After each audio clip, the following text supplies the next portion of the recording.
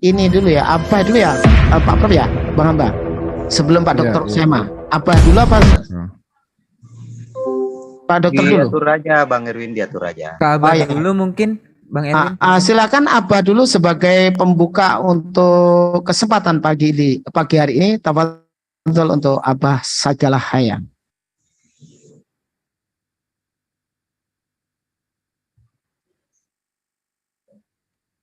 Lanjut lagi di jalan. Oh iya. Tafadhol untuk Pak Dokter Husaimah. Oke. Bismillahirrahmanirrahim. Assalamualaikum warahmatullahi wabarakatuh. Alhamdulillahirrabbilalamin. Wassalatu wassalamu ala asyrafil anbiya'i wal mursalin sayyidina Muhammad wa ala alihi wa sahbihi ajma'in, amma ba'd. Rabbi syrah li sadri wa yassir li amri wahlul 'uqdatam min lisani yafqahu qawli. Saudara-saudaraku seiman dan seakidah dan para pendengar di mana saja berada, dalam konsep Al-Quran itu proses kejadian manusia terdapat 4 cara. Yang pertama yaitu proses kejadian Nabiullah Adam alaihissalam, di mana dia tanpa bapak dan tanpa ibu. Itu diuraikan dalam surah As-Sajdah ayat 7 dan juga ada dalam Al-Quiz Al-Hijr ayat 26, di mana Allah Subhanahu wa taala berfirman, wa laqad khalaqnal insana min salsalin min hama'in masnun, dan sesungguhnya kami telah menciptakan manusia Adam dari tanah liat kering yang berasal dari lumpur hitam yang diberi bentuk. Jadi satu keistimewaan, keagungan Allah, bahwa Allah mampu menciptakan dari orang yang tidak punya bapak dan tidak punya ibu. Ini perlu kita pahami bersama sehingga Al-Quran jelas mampu untuk menciptakan tanpa bapak, tanpa ibu.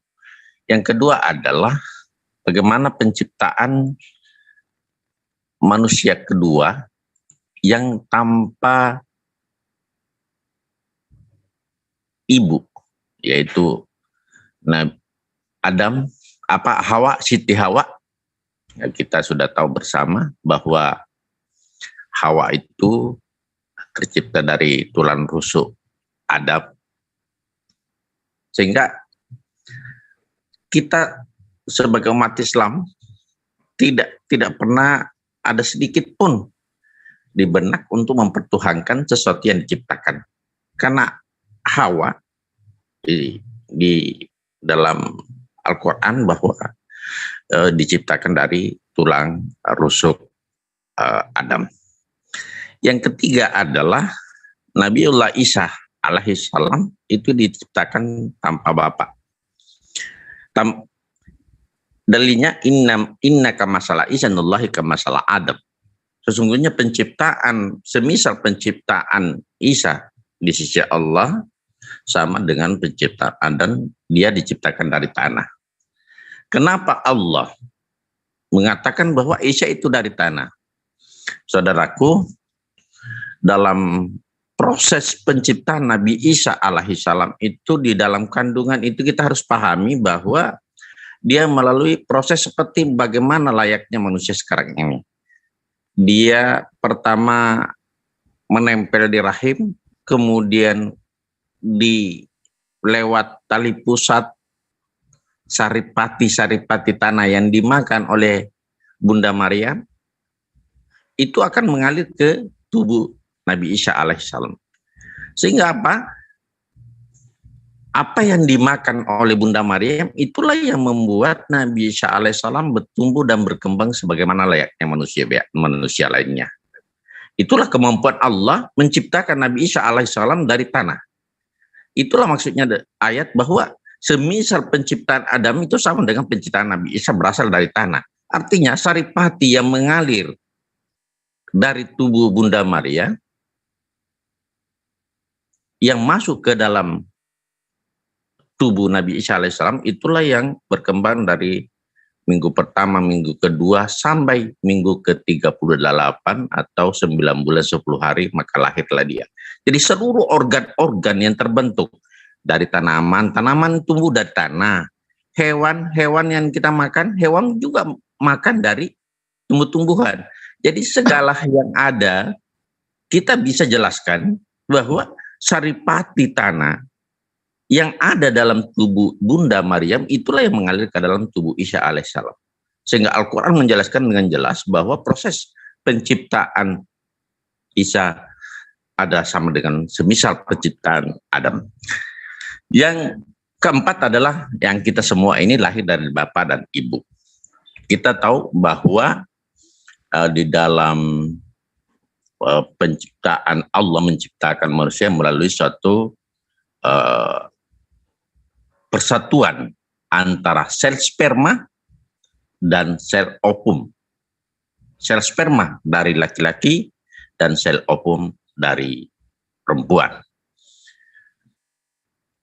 Sperma dari laki-laki itu setiap saat ada, tapi untuk sel telur untuk perempuan hanya 1 setiap bulan. Sehingga kita bisa pahami bahwa ada hari-hari subur bagi seorang perempuan, setiap bulan hanya 1 telur. Sementara laki-laki setiap saat punya persediaan sperma.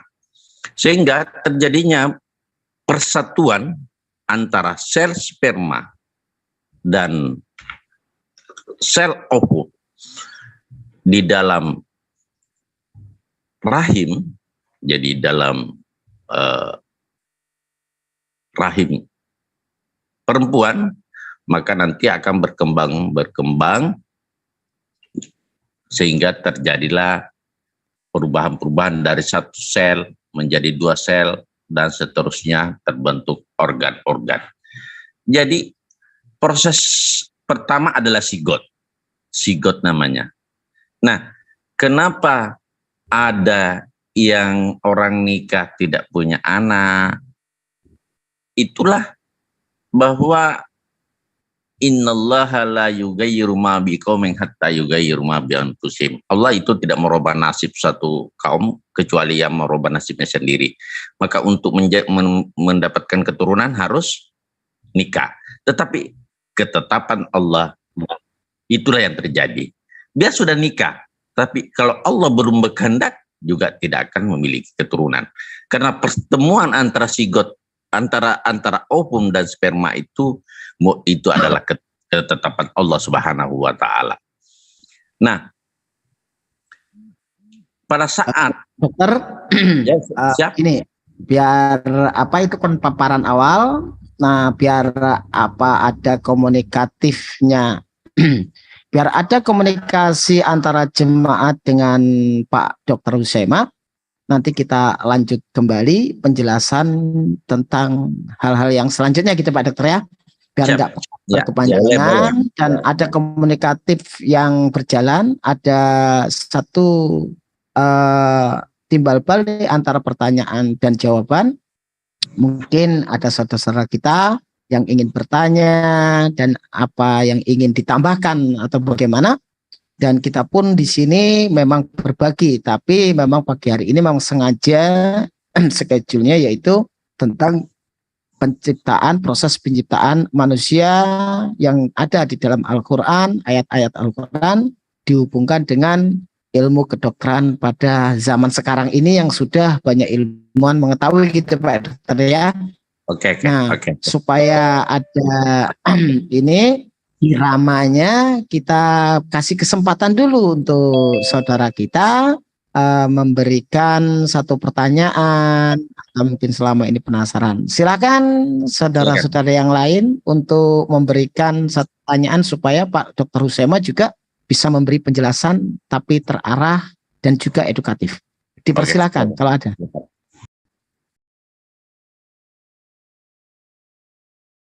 Ada enggak?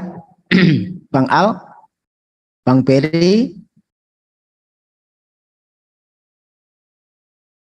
Pak Abah, atau Pak Prof, asumsi, silakan. Oke, saya mau bertanya yang ringan aja pada Pak Dokter nih, Pak Dokter, terkait dengan penciptaan manusia ini ya. Jadi dari sudut pandang eh, Quran dan kedokteran, juga saya mau kaitkan dengan apa ya, pemahaman bahwa manusia itu dari tanah dan kembali ke tanah gitu. Apakah ketika manusia ini meninggal terus dikubur itu terus terurai gitu kan, terurai kembali ya jasadnya itu di dalam tanah itu ketika mati dikubur itu, apakah itu bisa menjadi satu pembuktian bahwa benarlah bahwa Quran itu dan benarlah pula penelitian kedokteran itu bahwa memang manusia itu memang oleh Tuhan itu dari saripati tanah gitu kan, yang nanti akhirnya menghasilkan sperma berkolaborasi dengan ovum sehingga muncul manusia baru, dan ketika mati dikubur pun bisa terurai. Apa itu menjadi satu pembuktian dari sisi kedokteran, sisi sains, sisi Al-Quran juga? Gimana tuh Pak Dokter? Oke, terima kasih saudaraku Tabe. Jadi tadi malam juga ada yang berkata seperti itu, apakah sperma itu berasal dari tanah? Pasti, karena sekarang ini kita bisa lihat bahwa apa yang kita makan itu masuk dalam tubuh, diserap oleh darah, masuk ke dalam sel. Di dalam sel itulah diproses oleh proses metabolisme menghasilkan apa yang tubuh inginkan. Jadi kita punya energi itu karena makanan yang kita makan. Kita punya apa terbentuknya, kita bisa lihat setiap hari kan ada daki. Daki itu sesungguhnya adalah sel kulit yang mati. Maka akan tumbuh sel baru dari bawah, maka daki itu tidak pernah hilang. Maka terjadi satu pergantian sel setiap misalnya sel darah merah itu umurnya hanya 120 hari. Maka akan terganti dengan sel baru. Dari mana sel baru itu? Tentu dari apa yang kita makan. Dari mana makanan yang kita makan? Tentu dari yang tumbuh dari tanah. Padi tumbuh dari tanah. Ikan itu tumbuh binatang itu juga dari, ya, tentu air yang mengalir itu juga dari dalam tanah. Jadi tumbuh-tumbuhan pun yang dimakan oleh hewan dari tanah. Jadi semua sumber itu dari tanah, yang kita saripati tanah yang masuk ke dalam tubuh sehingga terganti sel-sel yang ada dalam tubuh kita. Membuat juga tumbuh kembang bayi itu juga kita bisa pahami bahwa ibu menyusui misalnya, menyusui, tapi apa yang dimakan oleh ibu tentu juga berasal dari tanah. Sehingga saripati tanah inilah yang menjadi sumber dari segala kehidupan. Di samping oksigen ya, harus dibantu dengan oksigen. Oksigen yang ada di sekitar kita yang kita hirup ini, itu juga salah satu nikmat Allah yang harus kita syukuri, bahwa setiap kita mengisap udara itu 0,5 liter per satu kali kita isap oksigen itu. Nah, apakah itu pernah kita beli? Tidak pernah. Jadi orang-orang yang tidak pernah mensyukuri nikmat Allah itu orang-orang yang kufur. Seperti itu saudaraku, benarlah bahwa apa yang disampaikan tadi bahwa kita berasal dari tanah dan akan kembali kepada tanah. Benar-benar Hidayah Channel. Gimana Pak Prof? Terima kasih Pak Dokter. Iya, berarti Pak Dokter sudah menegaskan bahwa memang itu jadi salah satu pembuktian juga ya, sesuatu yang berasal dari tanah akan mudah diuraikan pula oleh tanah karena itulah asalnya gitu kan, sehingga penguraian pun tidak sulit terjadi ketika manusia itu dikubur di dalam tanah kembali menjadi unsur-unsur inti tanah lagi gitu. Ya, makasih Pak Dokter. Mungkin ada yang raise hand itu Bang Faiz. Baik, terima kasih. Barakallah untuk Pak Prof. Sebelum kita melangkah ke selanjutnya dengan pertanyaan selanjutnya, akan saya bacakan satu ayat di dalam Al-Quran. Insya Allah ini juga salah satu sebagai rujukan yang sesuai dengan ilmu kedokteran. A'udzu billahi minasyaitonir rajim. Bismillahirrahmanirrahim.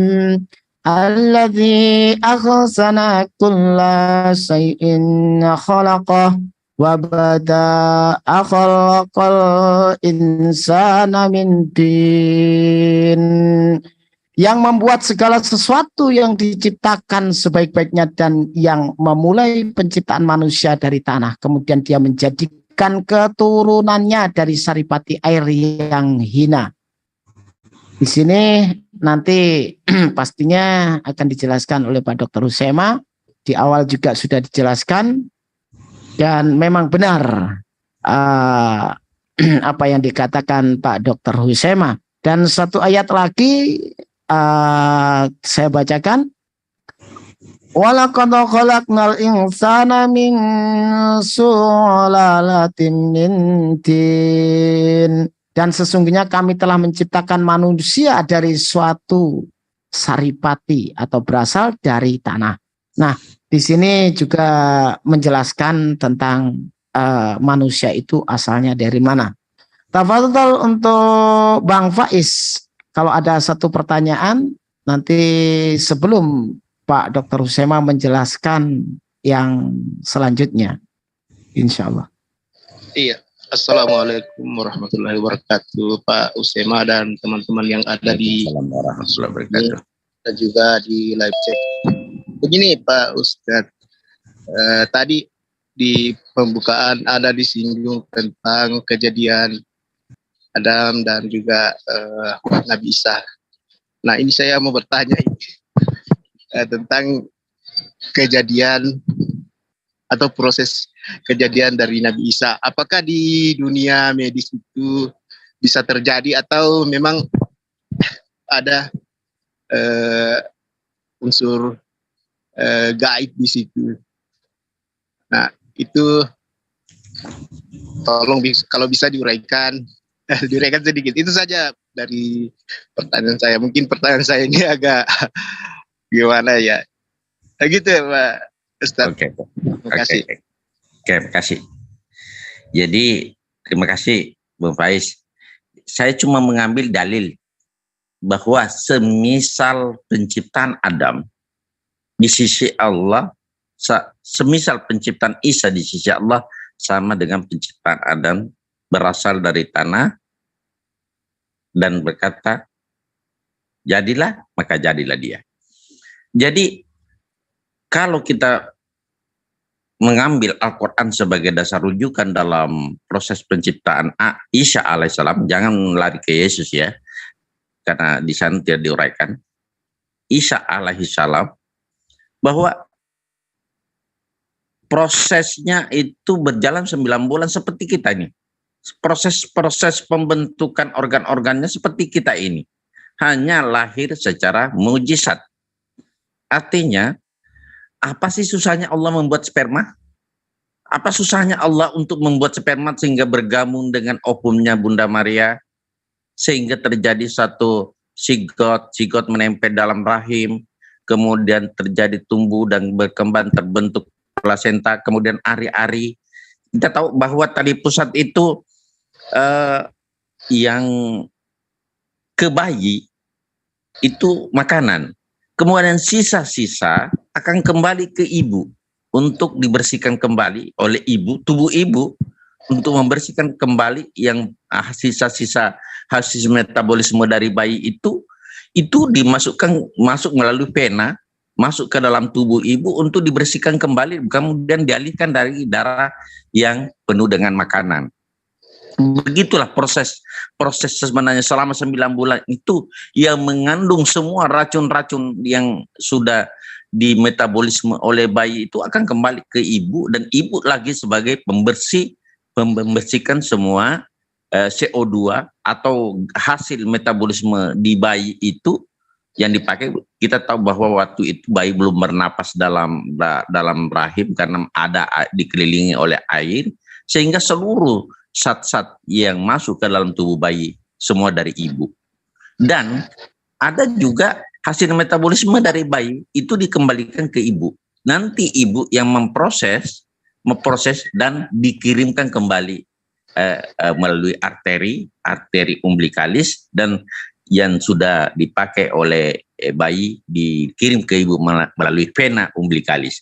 Jadi kalau kita merujuk ke dalil inna masalah Isa innallah ke masalah Adam, sesungguhnya semisal penciptaan Isa sama dengan Adam, berasal dari tanah, dilanjutkan berasal dari tanah, maka saya punya pandangan bahwa saripati tanah yang dimakan oleh ibu Bunda Maria itulah yang ya Pak, silakan. sedikit begini, jadi bisa terjadi kalau misalnya sel dari sperma itu bisa diambil dari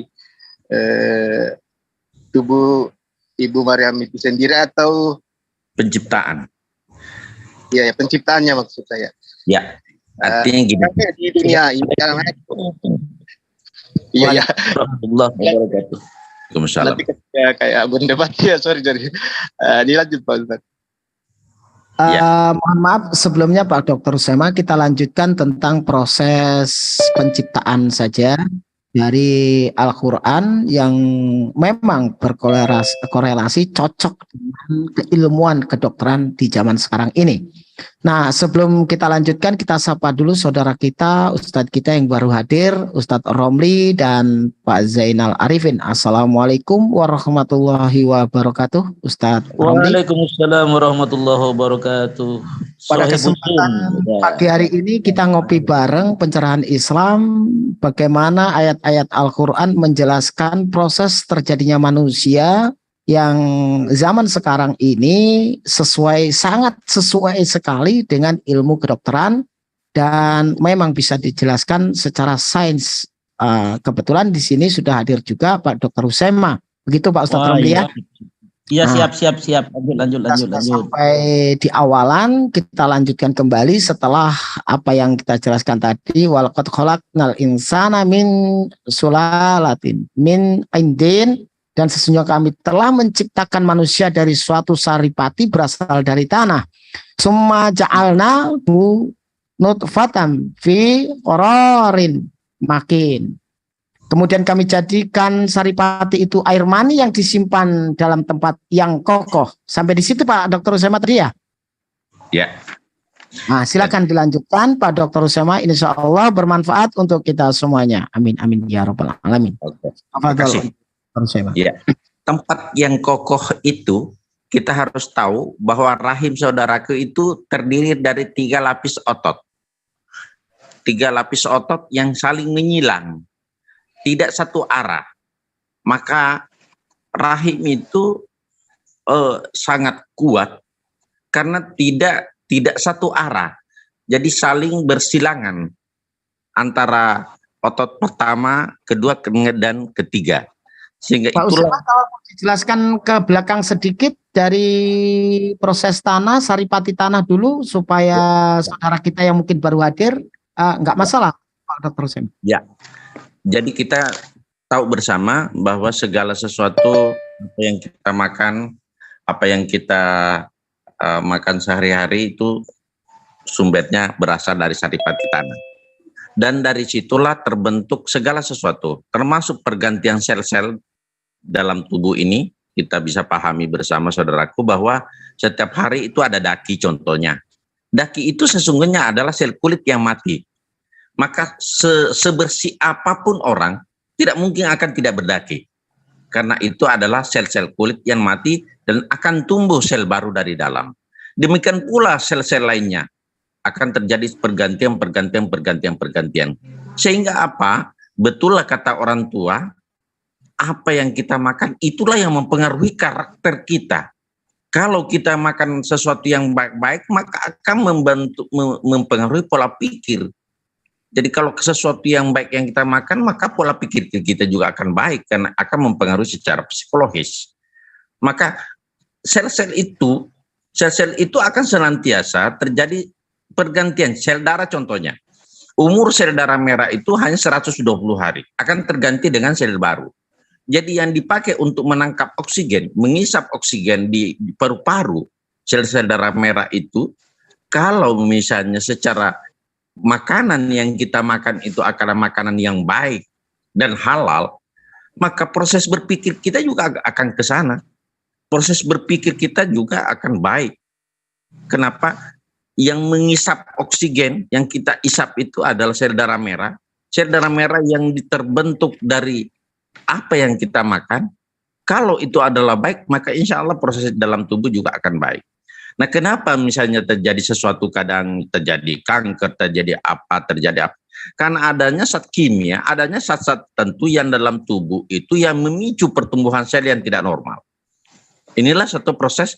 Kita tahu bahwa ada satu fase di mana misalnya sel kulit terjadi pergantian. Apabila pertumbuhan sel itu tidak normal, maka akan terjadi namanya tumor.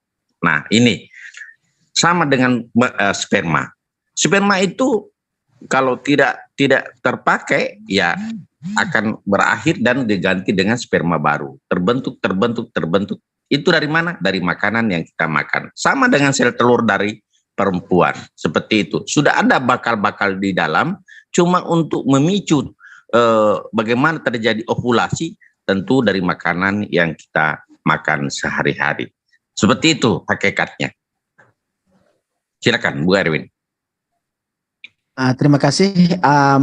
Ini berarti masih sebatas proses dari saripati tanah, ya Pak Ustadz, Pak Utsema, dari saripati tanah ya. Nanti kita lanjutkan bagaimana proses terjadinya manusia, penciptaan manusia di dalam rahim. Nah, sebelum kita melangkah ke sana, dipersilakan untuk Ustadz Romli menyampaikan sesuatu hal yang insya Allah juga bermanfaat pastinya. Tafadhol untuk Ustadz Romli. Matur sembah nuwun Gus Sohibus Zoom ya. Masya Allah.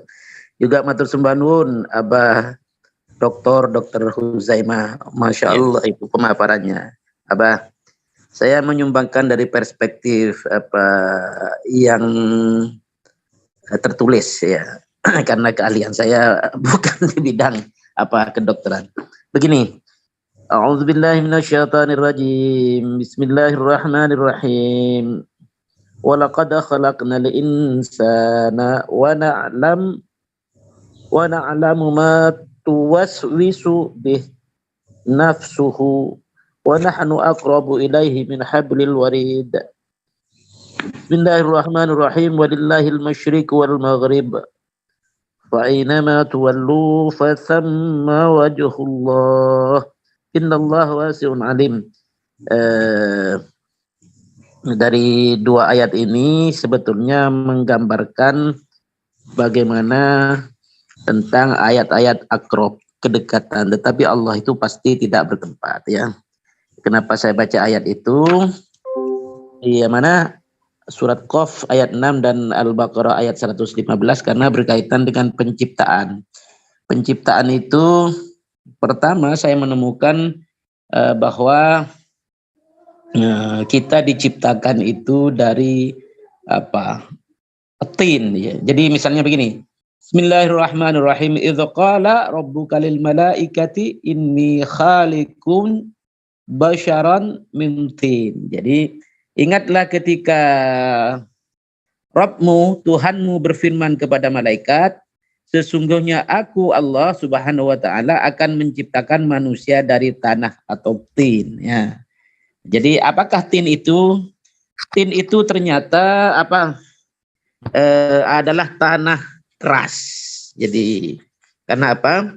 Karena ternyata yang saya baca ini ada paling tidak 8 ayat ya yang menyebutkan bahwa kita manusia Adam dan keturunannya itu diciptakan dari tin atau dari tanah ya, maksudnya tanah yang keras. Misalnya Quran surat Al-An'am ayat 2, juga Quran surat Al-A'raf ayat 12, juga Quran surat Al-Isra ayat 61, juga Quran surat Al-Mu'minun ayat 12, juga Quran surat As-Sajdah ayat 7, juga Quran surat As-Saffat ayat 11, juga Quran surat Shad ayat 71, juga Quran surat Shad ayat 76. Ini tentang tin ya. Nanti ada penjelasan lebih lanjut misalnya tentang diciptakan dari air dan semuanya. Kita urut saja. Bahwa misalnya yang menunjukkan bahwa tin itu adalah tanah keras seperti macam batu-batuan gitu loh. Itu dikonfirmasi oleh Adz-Dzariyat ayat 33. Linursila alaihim hijaratam min tin. Agar kami timpakan kepada mereka batu-batu dari tanah yang keras. Jadi tin di sini tanah yang keras juga. Di surat Al-Qasas ayat 38, bismillahirrahmanirrahim.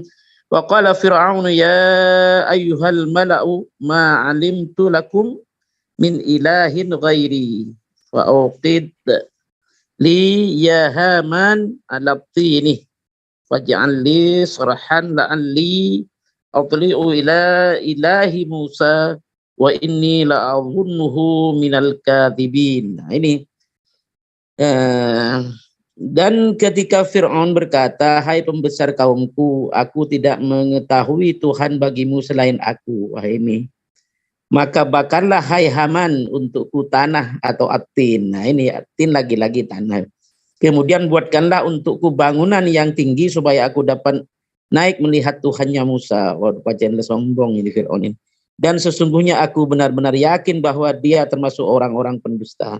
Jadi dari dua ayat ini saja yang dimaksud Abtin itu adalah tanah keras. Bahkan dari surat Al-Qasas 38 ini Abtin itu dibuat semacam, kalau zaman sekarang di desa saya ini dibuat batu bata gitu lah.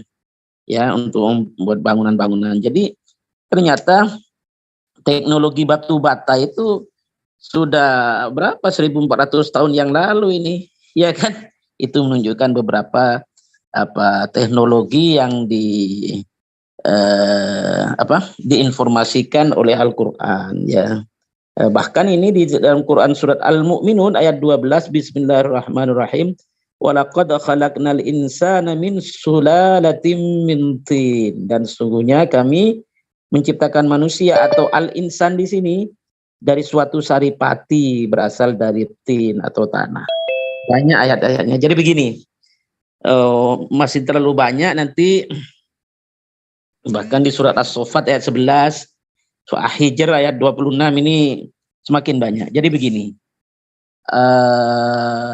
di dalam penciptaan itu yang pertama kita bedakan antara al-bashar dengan al-insan. Jadi kalau al-bashar itu merujuk kepada fokus penciptaan manusia secara fisik ya. Itu nanti merujuk kepada manusia-manusia Pithecanthropus macam-macam, itu dikonfirmasi dengan sebutan al-bashar. Sedangkan al-insan merujuk kepada konsep manusia, konsep Adam dan keturunannya yang di dalamnya memiliki fisik dan akal budi dan rohani begitu loh. Jadi lebih komplit, lebih tinggi derajatnya tentang al-insan daripada al-bashar. Walaupun Adam itu disebut Abul Bashar, ya kan? Abul Bashar yang pertama, ayahnya para Bashar. Abul Bashar yang kedua yaitu Nuh. Setelah banjir bandang itu kan semuanya musnah, ada keturunan baru. Begitu loh. Itu saja sementara. Abah Dr. Husaimah juga Sahibuz Zoom, Gus. Juga yang lain-lain terlalu panjang ya, nanti dilanjutkan karena step by step ini. Terima kasih ya. Untuk Pak Ustadz Romli. Iya. Sun. Oke, sami-sami Gus. Sepertinya sudah banyak yang hadir ini, baru saja sambut dulu tuh saudara-saudara kita ikhwan fillah yang baru hadir. Assalamualaikum warahmatullahi wabarakatuh. Untuk pagi hari ini kita membahas tentang proses penciptaan manusia yang ada di dalam Al-Quran, yang dijelaskan di dalam Al-Quran dan sesuai dengan ilmu kedokteran yang insya Allah banyak sekali menjadi rujukan di zaman sekarang ini. Nah, tadi sudah sampai di proses apa ya Pak Dr. Usema ya? Air mani ya. Jadi dalam satu ayat Al-Quran ini selanjutnya ya. Kemudian air mani itu kami jadikan segumpal darah, lalu segumpal darah itu kami jadikan segumpal daging, dan segumpal daging itu kami jadikan tulang belulang, lalu tulang belulang itu kami bungkus dengan daging, kemudian kami jadikan dia makhluk yang berbentuk lain. Maka maha sucilah Allah, pencipta yang paling baik. Di dalam surat Al-Mu'min ayat 14. Jadi di sini nanti Pak Dr. Husema akan menjelaskan bagaimana ayat suci Al-Quran ini benar-benar sesuai dengan ilmu kedokteran. Tafadhol untuk Dr. Husema. Oke, makasih. Jadi pertama perlu dipahami bahwa saya sudah katakan tadi, dalam sebulan itu perempuan hanya memproduksi 1 sel telur. Sementara laki-laki dalam kajian ilmiah itu 1 cc sel yang terpancar itu mengandung 100 sampai 200 juta sel sperma. Jadi kalau terpancar 5 cc itu 1 miliar bakal, itu 1 miliar bakal calon bayi yang terpancar 1 miliar. Di antara 1 miliar itu hanya 1 yang memasuki sel telur. Terjadi perebutan, sebagian mati masih dalam perjalanan, dan berdasarkan kajian ilmiah yang sampai mencapai sel telur itu sekitar ya 500 sampai 1000 yang sampai ke sel telur. Nah, disitulah apabila sudah sperma 1 masuk, maka terkunci, tertutup, tidak boleh lagi masuk sperma lain. Itulah keajaiban-keajaiban yang Allah ciptakan, bahwa ada satu barrier, ada satu penghalang. Apabila sperma sudah masuk, maka terbentuk barrier pada sel telur itu, tidak boleh lagi masuk sperma lain. Itu keajaiban yang Allah namanya zona pelusida. Zona pelusida itu langsung menjadi suatu benteng untuk menghalangi bagaimana sperma lain tidak masuk. Kedua, kita tahu bersama bahwa dalam kromosom itu ada 46, 23 kromosom dari sel telur, 23 dari sel sperma. Jadi bayi yang lahir itu 50-50. 50% berasal dari ibu dan 50% berasal dari bapak. Jadi tidak boleh lagi kalau dia nakal, itu anaknya bapak. Tidak boleh. Itu 50-50, Pak. 50% dari ibu dan 50% dari bapak. Itu sel telur dan sel uvu membawa genetika 50%. Cuman yang menentukan jenis kelamin adalah dari sperma. Karena sperma itu terbagi 2, ada XX, ada SY. Kalau XX itu berarti jadilah kelamin wanita. Tapi kalau SY yang masuk, jadilah kelamin laki-laki. Maka perempuan bukan yang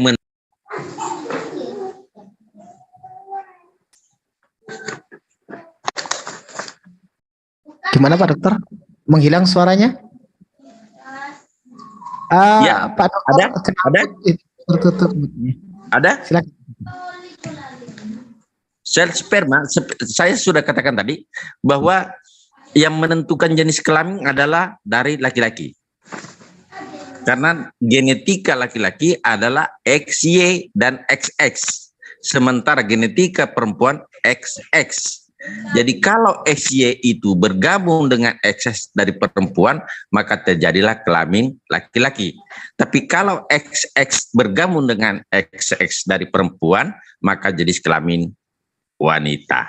Jadi kelamin ditentukan oleh sperma. Saya sudah katakan tadi, dalam 1 kali semprotan laki-laki itu jumlahnya sekitar ya 1 miliar sperma. 500 juta sampai 500 juta sampai 1 miliar sperma satu kali semprotan, dan yang jadi cuman satu yang mampu untuk menembus dokter, lebih fokus lagi ke ini Pak Dokter, ke prosesnya yang sesuai di dalam Al-Quran. Nah, bahwasanya betul. Di dalam Al-Quran sudah jelas mengatakan bahwa perpaduan antara sel sperma dan sel ovum itulah sehingga terbentuk sigot. Jadi sejalan dengan apa yang dikatakan oleh Al-Quran,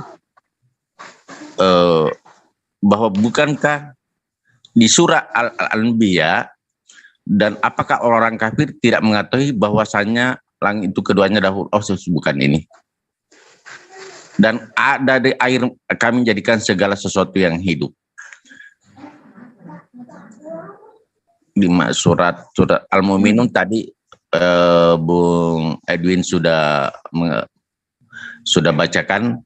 Dan kita fokus di surat Al-Mu'minun tadi Pak Dokter, biar kita lebih jelas lagi. Ikhwan fillah di live comment dan di Zoom sini, bagaimana Al-Quran menjelaskan penciptaan manusia ini dari saripati tanah, dan bagaimana proses yang dijelaskan di dalam Al-Quran sangat erat sekali hubungannya dengan ilmu kedokteran yang sekarang menjadi rujukan para ilmuwan, para pakar-pakar kedokteran, sehingga kita juga bisa benar-benar mengetahui antara ayat Al-Quran dan ilmu kedokteran itu memang sangat akurat sekali. Itu Pak Dokter. Oke. Auzubillahi minasyaitonirrajim. Bismillahirrahmanirrahim.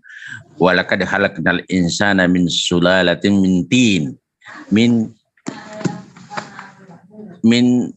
tin summa halaqnahu nutfata fi qararin makin, summa halaqna nutfata alaqatan, fahalaqnal alaqata mudghah, fahalaqal mudghata idaman, fakasawna idamal lahman, summa ansanahu halkan akhara, fatabarakallahu ahsanul halikin. Jadi di sini mengatakan ada segumpal darah. Ini perlu saya luruskan saudaraku. Segumpal darah di situ dalam konteksnya adalah gambaran, bukan makna sebenarnya. Jadi supaya bisa dijelaskan kepada orang-orang ilmiah bahwa segumpal darah pada saat sperma sudah menyatu dengan ovum maka akan menempel di dinding rahim. Nah, makanan yang dimakan itu seperti layaknya lintah. Jadi dia masih menyedot makanan itu dari dinding rahim itu, sehingga pada saat digambarkan secara ultrasonok USG maka terlihat seperti segumpal darah. Segumpal darah itu maknanya adalah morfologinya, gambarannya. Nah, supaya kita bisa tidak diprotes secara bagaimana sel mani berubah, sel-sel telur tidak pernah satu proses kejadiannya sel telur dan sel mani itu bagaimana bisa berubah menjadi sel darah, segumpal darah. Di situ segumpal darah dalam mana morfologi, bentuk. Jadi bentuknya seperti itu. Sehingga kita bisa pahami bersama kenapa segumpal darah, karena di waktu itu belum ada makanan belum terbentuk plasenta, belum tersentuh, sehingga masih makanan itu diambil dengan seperti layaknya lintah mengambil darah dari tubuh kita. Seperti itu juga penyatuan sperma dan ovum menyedot, arti mengambil makanan dari ibu, seperti itu. Kemudian ada segumpal darah, kemudian segumpal daging. Segumpal itu kami jadikan tulang belulang, dan tulang belulang itu kami bungkus dengan daging, kemudian kejadikan dia makhluk yang berbentuk. Maka setelah sempurna penciptanya, ditiupkanlah ruh.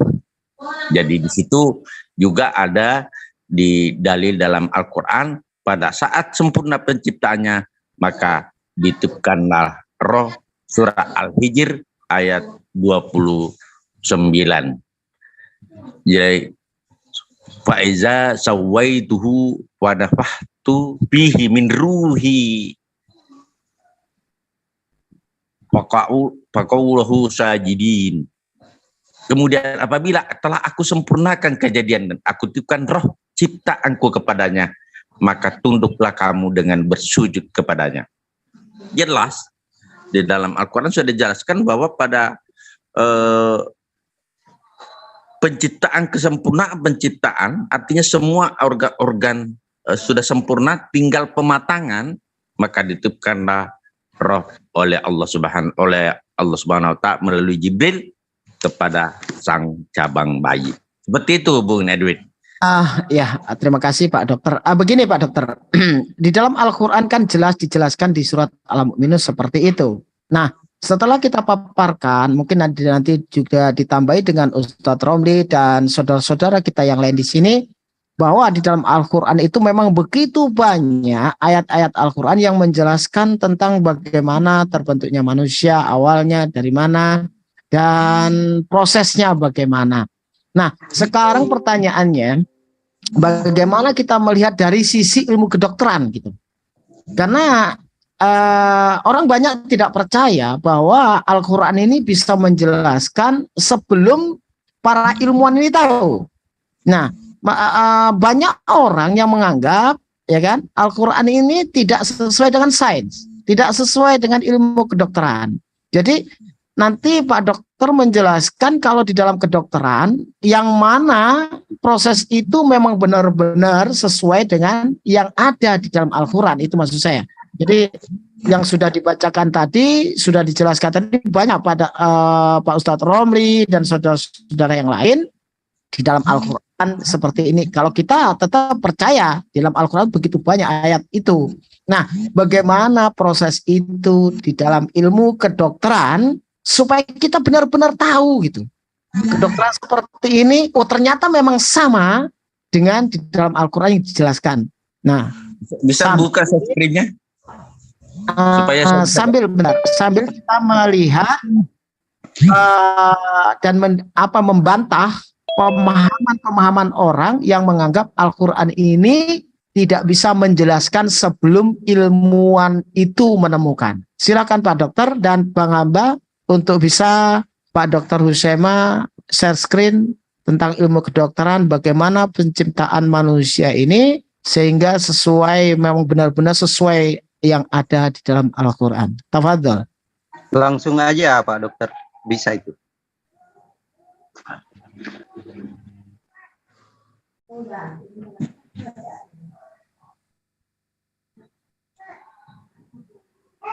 Ya, ini yang saya tampilkan bagaimana sperma ini sperma yang masuk dalam tubuh ini ovum. Bisa kita lihat. Jadi begitu masuk satu maka ini tidak bisa masuk yang kedua. Kita bisa lihat. Jadi betul dibilang yang dikatakan Al-Quran, tahukah kamu bahwa kejadian manusia itu karena percampuran antara mani dan sel telur. Kita bisa lihat bagaimana di kepala sperma itu ada satu enzim penerobos yang bisa menerobos hingga masuk ke dalam tubuh, ke dalam sel telur. Ini gambaran yang di slide itu adalah pada saat sperma masuk ke dalam sel telur dan ekornya akan terputus, saudaraku. Hanya kita lihat ini ada warna-warna hitam, inilah yang masuk dan inilah yang menyatu nanti di dalam sel telur membentuk satu zigot. Bagaimana perkembangannya? Seperti inilah gambarannya. Seperti ini gambarannya, dari 2 sel, kemudian bertumbuh sampai terbentuk seperti kita ini. Nah, ini proses dari satu sel menjadi dua membelah, kemudian mengerucut ke sudut. Prosesnya tidak pernah kita perintah ke dalam. Ini betul-betul adalah suatu kejadian yang sangat luar biasa yang bisa kita lihat. Kemudian kita bisa lihat bagaimana prosesnya dari minggu pertama, minggu kedua, ketiga, dan seterusnya. Apa yang terbentuk. Dan memang seperti saudaraku bilang bahwa tidak pernah ada proses segumpal darah, saudaraku. Tetapi gambaran ultrasonografi, gambaran USG-nya itu seperti segumpal darah. Itu yang perlu dipahami supaya kita bisa menjawab kalau ada yang mengatakan bahwa tidak pernah ada segumpal darah, tetapi morfologinya itu seperti segumpal darah. Sama dengan ini, lintah. Nah ini juga. Ini juga seperti bentuknya seperti lintah ini. Ini juga yang perlu disampaikan kepada orang-orang yang membantah Al-Quran bahwa bentuknya seperti lintah ini. Karena di situ waktu itu kan belum ada satu makanan, sehingga dia menyedot makanan dari dalam rahim ibu, sehingga bentuknya seperti layaknya lintah yang dijelaskan di dalam Al-Quran. Seperti itu, Bung Erwin, proses-proses fase pertumbuhan janin di dalam rahim ibu. Seperti itu. Silakan. Baik Pak Dr. Usema, sebelum ada penjelasan kelanjutannya tentang bagaimana proses terciptanya manusia dan proses yang sesuai di dalam Al-Quran dan sesuai di dalam ilmu kedokteran, ini ada Pak Ustadz Romli angkat tangan, nanti kecapean kita persilakan dulu untuk Ustadz Romli. Tafadhol untuk Ustadz Romli. Oke, matur suwun nuwun Gus Sohibu Zoom Akidah Channel juga yang terhormat Abah Gus Dr. Husaima. Jadi begini, sebelum ternyata di dalam literasi Al-Quran penciptaan manusia itu yang pertama berasal dari apa yang disebut aptin, yaitu tanah keras atau semacam bebatuan. Itu ada paling tidak 8 ayat ya, seperti saya sebutkan tadi. Juga disebutkan diciptakan dari frase turob. Turob itu tanah gembur ya. Kalau dalam istilah geologi itu topsoli namanya. Jadi tanah yang cenderung banyak unsur haranya, menjadi tanah yang subur itu. Paling tidak ada 7 ayat ya. Jadi dan ada beberapa ayat yang menyatakan bahwa penciptaan segala sesuatu itu dijadikan dari air.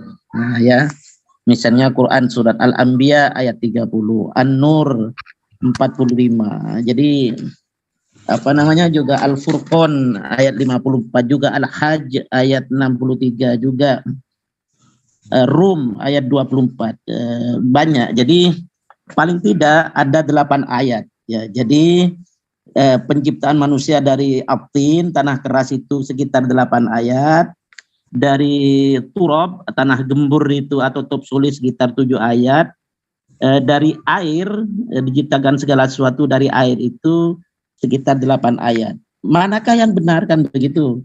Ya benar semua, karena itu merupakan proses ya. Proses yang menunjukkan bahwa itu adalah terjadi di dalam penciptaan manusia seperti yang dijelaskan oleh Abah Husaimah tadi, bahwa proses di dalam rahim itu adalah proses yang sangat menakjubkan dari segi ilmu kedokteran seperti yang disebutkan Abah Husaimah tadi. Itu semua misalnya dikonfirmasi ya urutannya oleh Al-Quran. Ini Bismillahirrahmanirrahim, tsumma ja'alna naslahu min sulalatin min ma'in mahin.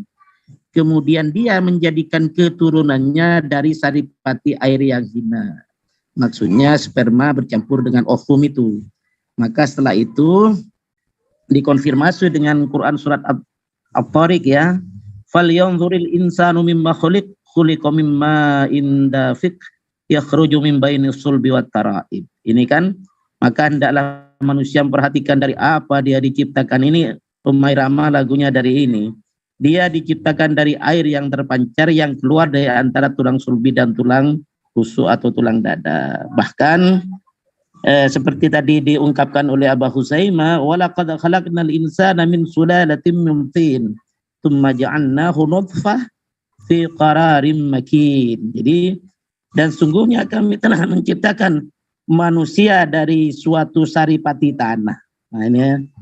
Kemudian kami jadikan saripati itu nutfah atau air mani dalam tempat yang kokoh rahim. Ya, bahkan seperti ayat tadi yang diungkapkan oleh Aba Husaimah tentang ini. Quran surat Al-Mu'minun ayat 20 ayat 12 sampai 14. Bismillahirrahmanirrahim. Tsumma khalaqna nutfatan alaqatan fa khalaqnal alaqah mudghatan fa khalaqnal mudghata idhaman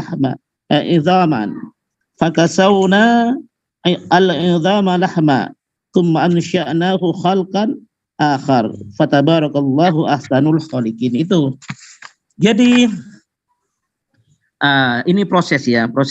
Jadi kemudian air mani itu kami jadikan segumpal darah, lalu segumpal darah kami jadikan segumpal daging ya. Tadi dijelaskan dengan mode lintah-lintah itu semakin mengkonfirmasi ya. Dan segumpal daging kami jadikan tulang belulang, lalu tulang belulang kami bungkus dengan daging. Kemudian kami jadikan kita semua ini makhluk yang lain, ya kan? Nah, maka Maha Suci Allah pencipta yang paling baik. Jadi dari ayat dia menciptakan makhluk yang lain itu ternyata. Pengertiannya seperti saya sebutkan tadi, kalau diartikan ada di dalam Quran itu al-bashar, itu merujuk kepada manusia secara fisik ya. Itu kalau al-insan manusia secara fisik dan rohani begitu enaknya. Nah, al-bashar itu, kata al-insan itu di dalam Al-Quran diulang-ulang oleh Allah jumlahnya sangat banyak. Tidak kurang dari 321 kali dengan berbagai bentukan, misalnya al-insan sebanyak 62 kali, al-insu sebanyak 17 kali, unas sebanyak 7 kali, anas sebanyak 234 kali, dan anasah sebanyak 1 kali. Sedangkan kata al-bashar secara tunggal disebut cuma 30 kali dan yang bermakna jamak disebut cuma 1 kali.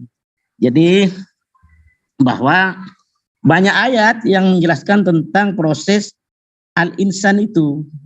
Misalnya ada 10 ayat ini, Al-Hijr, An-Nahl, Al-Mu'minun. Jadi begini, dari uraian Aba Husaimah itu tadi ternyata Al-Quran itu sangat sesuai dengan sains modern, apakah itu tentang penciptaan alam semesta, apakah itu tentang penciptaan manusia dalam prosesnya di tempat yang kokoh di rahim seorang ibu. Jadi semuanya itu ini akhirnya di dalam Quran surat As-Sad ayat 71 dan 73, Bismillahirrahmanirrahim. Idz qala rabbuka lil malaikati inni khaliqun basyaram min tin. Ingatlah ketika Rabbmu berfirman kepada malaikat, sesungguhnya aku Allah akan menciptakan manusia, atau al-bashar di sini dari tanah.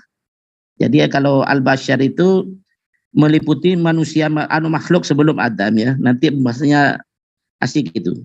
Dan fa'idha sawaituhu wa nafakhtu fihi min ruhi fa'aqu lahu sajidin. Faqa'u lahu sajidin. Ya, jadi dari ayat ini, sebentar dulu.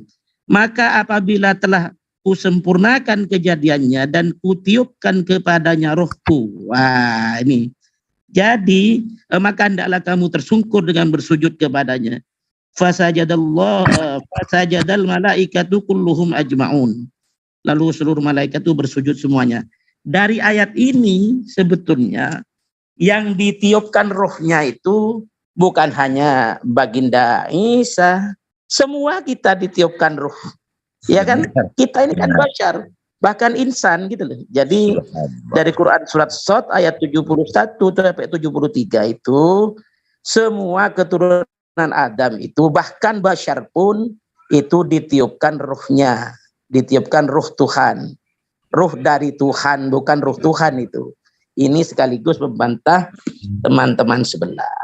Demikian dulu Abah Husaimah, juga Gus Sohibuz Zoom, monggo. Kalau saya salah ya dikoreksi. Ya, terima kasih banyak. Ya. Terima kasih untuk Ustadz Romli. Begitu banyak menjelaskan, insya Allah bermanfaat untuk kita semuanya. Mungkin kalau ada saudara-saudara yang lain, ikhwan fillah semuanya yang mau bertanya atau memberikan satu edukasi, dipersilakan. Sama Pak Dokter. Silakan. Bang Zainal Arifin, tafadhol.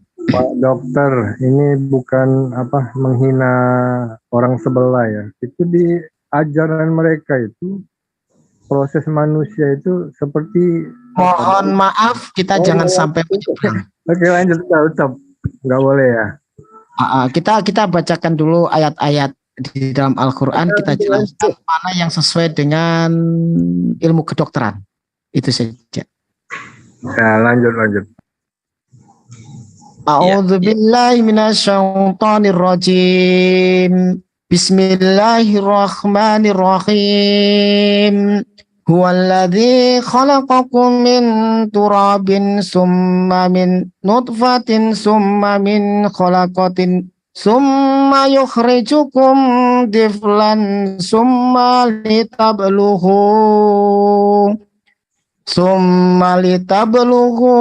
asuddakum summa litakunu suyukha wa minkum mayutawaffa min qabl walitabluhu ajalan musamman wala'allakum ta'qiluna huwallazi yuhyi wa yumit wa idza qasa amran fa innama yaqulu lahu kun fayakun.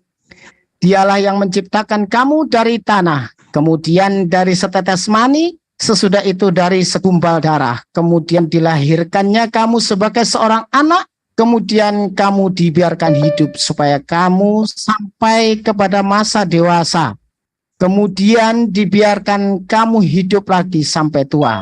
Di antara kamu ada yang diwafatkan sebelum itu. Kami perbuat demikian supaya kamu sampai kepada ajal yang ditentukan dan supaya kamu memahaminya. Dialah yang menghidupkan dan mematikan, maka apabila dia menetapkan sesuatu urusan, dia hanya berkata kepadanya, jadilah, maka jadilah ia. Tafadhol untuk Dr. Husaimah melanjutkan proses. Lanjut serius ini. Penciptaan manusia yang sesuai dengan ilmu kedokteran. Nanti Bang Zainal Arifin cari pertanyaan yang ini, jangan sampai nyebrang.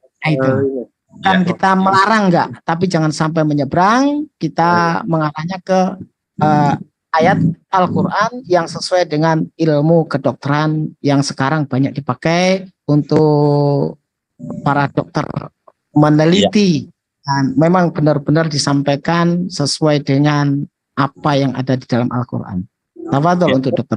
Saya mau tanya gini Pak Dokter, proses bayi tabung sama anak kembar itu gimana tuh ya Pak Dokter ya? Iya. Assalamualaikum. Makasih. Jadi yang pertama bayi tabung dulu. Bayi tabung itu adalah sperma diambil dari suami, kemudian sel telur pada saat dia subur diambil dari istrinya sendiri, kemudian dia dibiarkan di luar. Dia disatukan di luar tubuh melalui satu media sehingga nanti terjadi penyatuan antara sel sperma dan sel ovum di luar tubuh. Setelah menyatu baru ditanam di dinding rahim istrinya. Nah, di luar negeri itu, di luar negeri ya, yang notabene bukan negara-negara Islam, dia bisa pinjam rahim. Nah, ini kita tidak sesuai dengan syariat Islam. Saya dengar di salah satu negara Ukraina itu yang sekarang lagi perang, itu di sana ada penyewaan rahim. Jadi rahim, misalnya ada orang yang tidak punya anak, spermanya diambil dari istrinya, kemudian dari tetap istrinya, sperma ovum sel telur istrinya dan sperma suaminya, tetapi dia tanam karena tidak mau hamil, dia tanam di rahim yang disewa, kemudian ditanam di dalam, baru bertumbuh berkembang. Itu tidak dikenal dalam Islam, sehingga kita tidak mengikuti ajaran seperti itu. Dan itu proses kejadian bayi tabung. Pertanyaan berikutnya tadi? Kembar. Kalau anak kembar itu gimana? Ada 2 kembar. Jadi walaupun saya bilang tadi bahwa dalam sebulan hanya 1 sel telur yang terbentuk untuk seorang perempuan. Jadi kalau kembarnya tidak sama jenis kelamin, berarti bulan itu seorang perempuan tercipta 2 sel telur. Tercipta 2 sel telur. Kalau jenis kelamin berbeda, berarti 2 sel telur. Tapi kalau kembar identik, jadi 1 sel telur, 1 sperma, terjadi pembelahan dan kedua-duanya terbentuk manusia baru. Inilah keajaiban yang terjadi. Kalau kembar identik, artinya sama-sama jenis kelamin, berarti berasal dari 1 sperma, 1 sel telur, tapi membelah. Dan kedua-duanya terbentuk 2 manusia baru. Maha suci Allah kalau identik, tapi kalau berbeda jenis kelamin, berarti 2 sel telur yang dibuahi oleh 2 sperma. Seperti itu, saudaraku. Ya, saya tuh pernah dengar dulu bahasanya itu kan artinya di satu sisi proses bayi tabung ini menguatkan pihak sebelah, di satu sisi juga menguatkan ke soal penciptaan Allah itu. Benar. Nah, ini hukum-hukum dari Islamnya mungkin nanti bisa Ustadz Romli memperkuatnya ya, dalil-dalilnya Ustadz ya. Iya. Karena pada intinya kan Pak Dokter, ini kan ada sisi kemanusiaannya, membantu orang yang tidak bisa hamil gitu kan Pak ya. Benar. Saya kira kita sudah bisa jadikan contoh, saudaraku, Inul Daratista. Itu alhamdulillah dengan izin Allah dia bisa memiliki keturunan dengan bayi tabung. Jadi dia biarkan sperma di luar kita, kalau saya bisa screen, kita bisa lihat bagaimana sih sesungguhnya penyatuan antara sel sperma dan ovum itu sesungguhnya di dalam terjadinya dalam tubuh, tetapi bisa dilakukan di luar tubuh seperti ini, gambaran ini. Kita bisa lihat bagaimana sperma masuk, kemudian berjalan masuk ke dalam rongga rahim ini, rongga rahim, dan ini bisa dilakukan di luar rahim. Ini proses-proses ini bisa terjadi di luar rahim dengan satu media yang dibuat sedemikian rupa oleh tim ahli, sehingga nanti ini yang ditanam, yang di dalam rahim ini ditanam. Setelah terbentuk penyatuan sigot dengan sperma, terbentuk sigot, maka ditanamlah dalam dinding rahim. Dan dinding rahim ini dalam Islam, bahwa dinding rahim tempat menanam harus dinding rahim istrinya sendiri. tidak menyewa dinding rahim orang lain. Ini yang dianut oleh Islam. Tapi untuk non-muslim silahkan dengan keyakinannya. Gitu saudaraku. Jadi ini suatu proses di mana disinilah pada proses inilah kita bisa lihat di nomor 7 itu, di situ ditanam dan berkembang terus sampai terbentuk organ-organ dan seluruh apa yang ada dalam diri manusia. Seperti itu saudaraku. Seperti ini gambarannya. Setelah menyatu, maka ditanam dalam dinding rahim. Itu bayi tabung.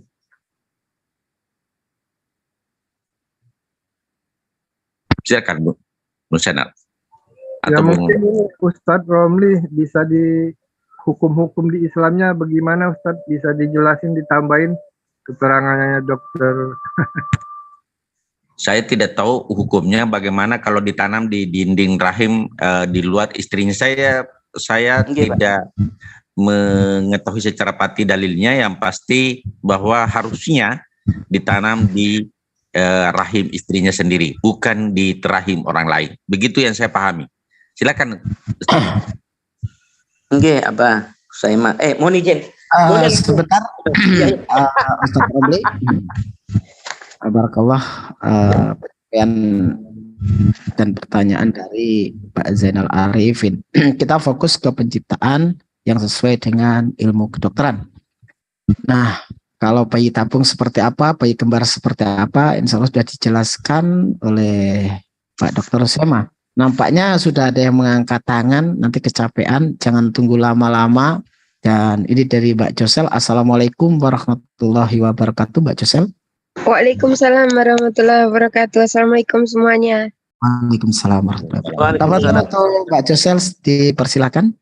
Oke, ini saya kan mau tanya tentang masalah batasan ya. Kalau misalkan seorang perempuan gitu, batasan seorang perempuan itu bisa mengandung itu sampai usia berapa? Seandainya nih saya kan usia 40 gitu, apakah masih bisa reproduktif gitu? Apakah masih bisa produktif gitu? Pak Dokter, terima kasih. Bagaimana Bu Erwin? Untuk Pak Dokter dipersilakan menjelaskan. Oke, makasih.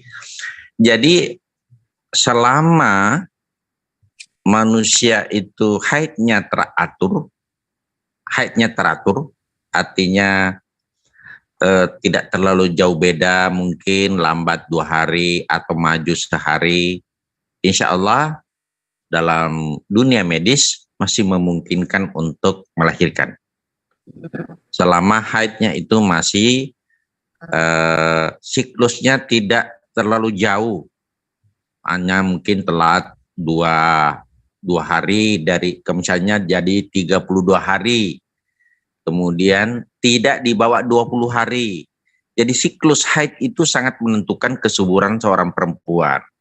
Apabila siklus haidnya terlalu panjang, maka potensi untuk tidak terjadinya suatu ovulasi atau pembentukan sel telur itu sangat besar. Demikian pula kalau siklus haidnya sangat pendek, di bawah 20 hari haid lagi, itu juga potensi tidak ada sel telur. Jadi yang menentukan bukan hanya usia, tetapi bagaimana siklus haidnya itu teratur, tidak terlalu jauh, misalnya 30 hari, tiba-tiba bulan depan 32 hari masih aman. Jadi selama siklus haid itu masih bagus, maka potensi untuk terjadinya kehamilan masih memungkinkan secara medis. Secara medis, di luar kehendak Allah. Kita dulu, kalau Allah berkehendak, ya apapun bisa terjadi. Ini kita berbicara dalam dunia sains, bahwa adanya sel telur memungkinkan pada saat siklus haid masih teratur. Demikian Mbak Josat. Masih ada Terima kasih Pak Dokter. Silahkan yang lain karena di sini berisik. tanya lagi nggak apa-apa Mbak Josel.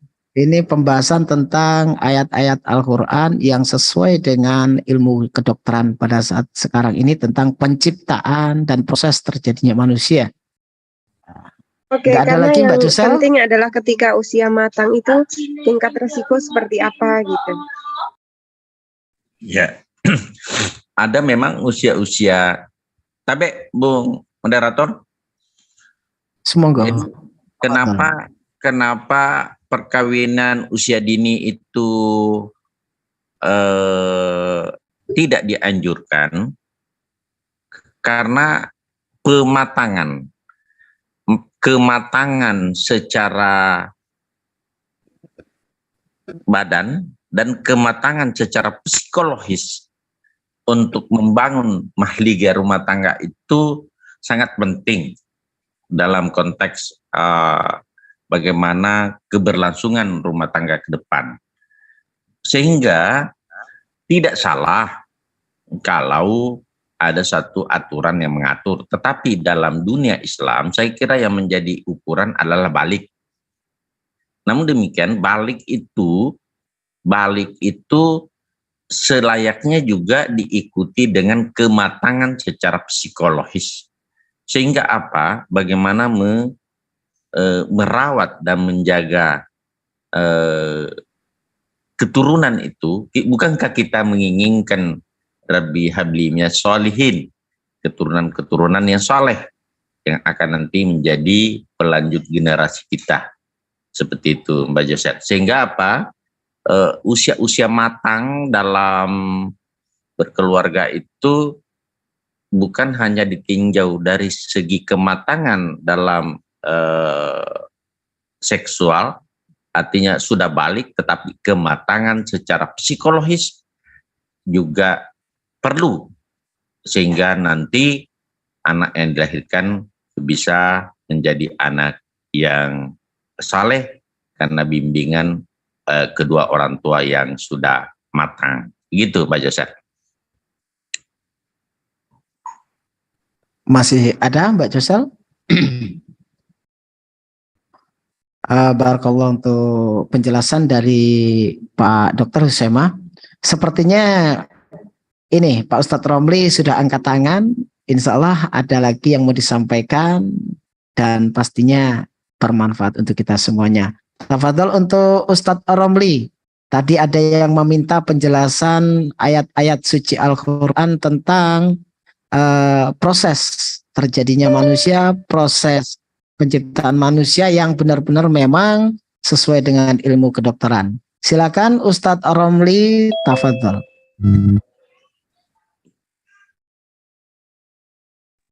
Ya, matur sembah nuwun. Abah Agus Sohibuz Zoom juga Abah Dr. Huzaimah juga Ning Josel ya, juga yang lain-lain. Begini, pertanyaan dari Abah Zulkarnain apa Abah Solihin tadi, bahwa yang tidak boleh itu misalnya proses bayi tabung, proses apa untuk menunjang kehamilan seseorang, yang tidak boleh itu kalau spermanya diambilkan dari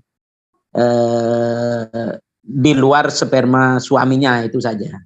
Kalau selama itu dari sperma suaminya, ya nggak masalah. Itu kan merupakan apa semacam proses juga, membantu proses. Itu namanya yang disebut dengan sunatullah. Itu yang pertama, itu saja garisnya. Kalau butuh nanti tentang bahsul masail itu panjang kan, ada kitab khusus tentang membahas tentang bahsul masail. Tetapi suatu ketika nanti, ketika kita sekarang ini fokus pada tentang proses penciptaan manusia melalui kandungan ibu atau di rahim di tempat yang kokoh itu, maka sekali lagi saya sepakat setuju penjelasan Abah Dr. Huzaimah tadi, juga ingin menekankan bahwa dari semua itu ternyata Allah itu menciptakan segala sesuatu pasti dengan penuh hikmah, tidak akan pernah sia-sia. Subhanaka ma khalaqta hadza batila. Jadi begitu ya. Bahkan misalnya kita melihat di dalam proses penciptaan kita saja itu sangat mengagumkan ya. Misalnya kita ambil saripati dari Quran surat Al-Hajj ayat 5. Bismillahirrahmanirrahim. Ya ayuhan nas in kuntum fi raibim minal ba'thi fa innama khalaqnakum min turabin thumma min nutfatin thumma min alaqatin thumma min mudghatin mukhallaqatin wa ghairi mukhallaqatin dan seterusnya ila akhir ayat. Jadi begini, dari ayat 5 Quran surat Al-Hajj ini pada prinsipnya menunjukkan proses penciptaan kita. Nah, jadi di sini dijelaskan apa prosesnya dari turab ya, menjadi air mani, menjadi segumpal darah, menjadi segumpal daging. Tadi ada model seperti apa lintah-lintah itu. Semakin mengkonfirmasi itu, selanjutnya menjadi bayi, dan selanjutnya setelah bayi itu hidup di alam nyata ini ternyata membutuhkan banyak asupan air. Nah, itu kan tadi kan penciptaan manusia dari tin, dari turab, dari air kan. Itu ini diperjelas oleh Quran surat Al-Hajj. Oleh karena itu dari Quran surat Al-Hajj ayat 5 ini ternyata banyak perkembangan ilmu modern yang mengkonfirmasi bahwa semuanya itu Masya Allah. Ya misalnya ini dari ayat 5 Quran surat Al-Hajj ini sehingga timbullah dalam istilah ilmu kedokteran itu penelitian yang berbasis seluler, yaitu berbasis sel gitu. Disebutkan bahwa dalam 1 kilogram tubuh atau daging manusia itu sebetulnya ada sekitar 1 triliun sel. Jadi kalau bayi lahir 3 kilogram itu sudah 3 triliun sel di tubuhnya. Misalnya kita manusia dewasa ini ada yang bobotnya itu 70 kilo atau 100 kilo ya 70 triliun atau 100 triliun sel. Masya Allah itu dalam tubuh kita sudah ada semacam, katakanlah kita ini 80 kilo lah, 70 kilo, 70 triliun sel. Sedangkan menurut penelitian dalam ilmu biologi seluler disebutkan 1 sel saja, misalnya kita 70 triliun sel ya, di dalam 1 sel saja itu terdiri dari apa yang disebut sangat rumit itu 1 sel itu. Misalnya ada mitokondria, yaitu bagian sel yang berfungsi memproduksi energi. Nah, jadi kekuatan kita itu dibentuk di dalam bagian mitokondria itu, semacam PLN-nya begitu. Kalau PLN-nya padam, ya mungkin sudah wafat lah seseorang. Ada bagian memproduksi segala kebutuhan, ya, semacam pabrik butuh apa itu namanya sitosol.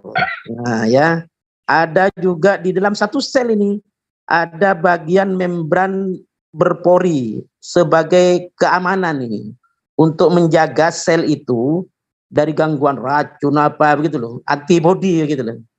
Ada juga bagian yang mendistribusikan ya kebutuhan-kebutuhan sel itu kepada seluruh sel.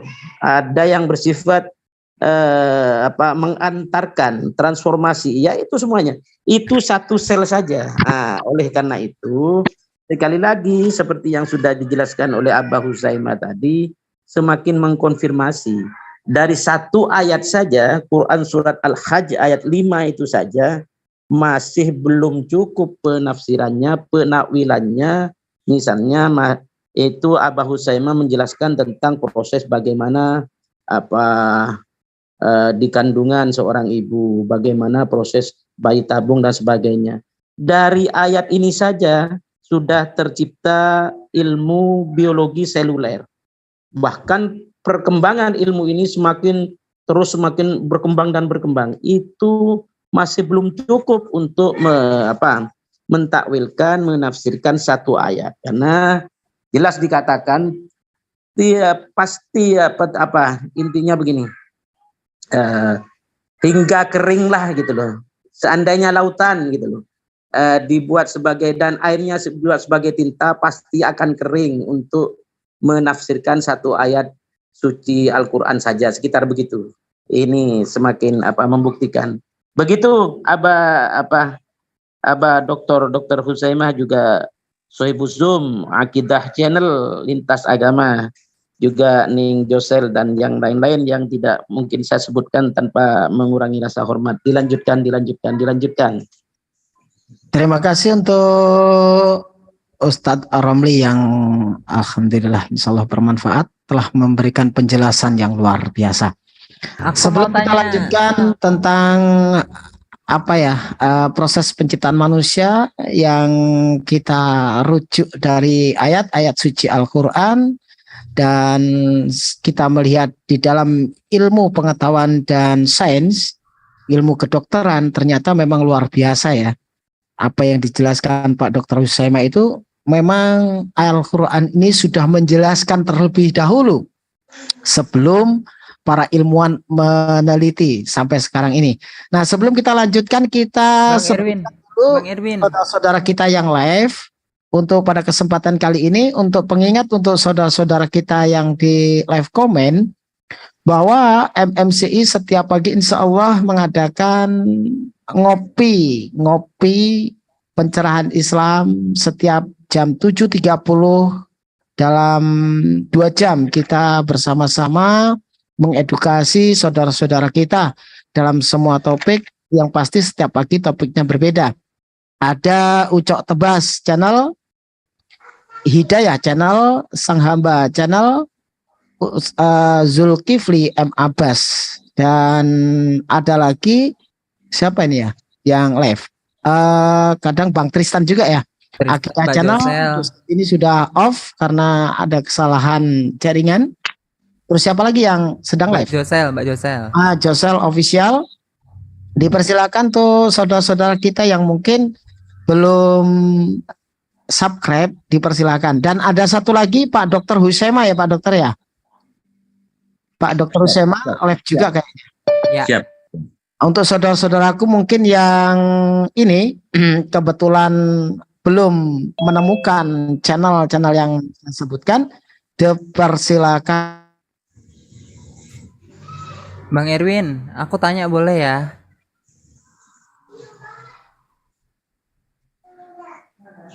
Silakan. Ya. Tadi narasi dari Gus Romli tadi, premisnya bagus nih untuk pertanyaan aku. Makasih Gus Romli. Siap, betul ya. Di Quran surat Nuh 13 dan 14. Mengapa kamu tidak takut akan kebesaran Allah, dan sungguh Dia telah menciptakan kamu dalam beberapa tingkatan kejadian. Terus saya korelasikan dengan Ar-Rahman 14. Dia menciptakan manusia dari tanah kering seperti tembikar. Nah, tanah kering seperti tembikar, menurut hemat saya ini mengisyaratkan terjadinya proses polimerisasi atau reaksi perpanjangan rantai molekul dari asam amino menjadi protein, atau dari nukleotida menjadi polinukleotida, termasuk molekul RNA dan DNA. Wah, iya, saya mau menjelaskan itu. Tadi bagus premisnya Ustadz, makanya saya rangkum ini pada beberapa tahapan berikut. Sebentar Bang Al, tadi saya terlempar. Nah, ya, aku lanjut dulu Bang Akidah channel Bang Erwin nanggung.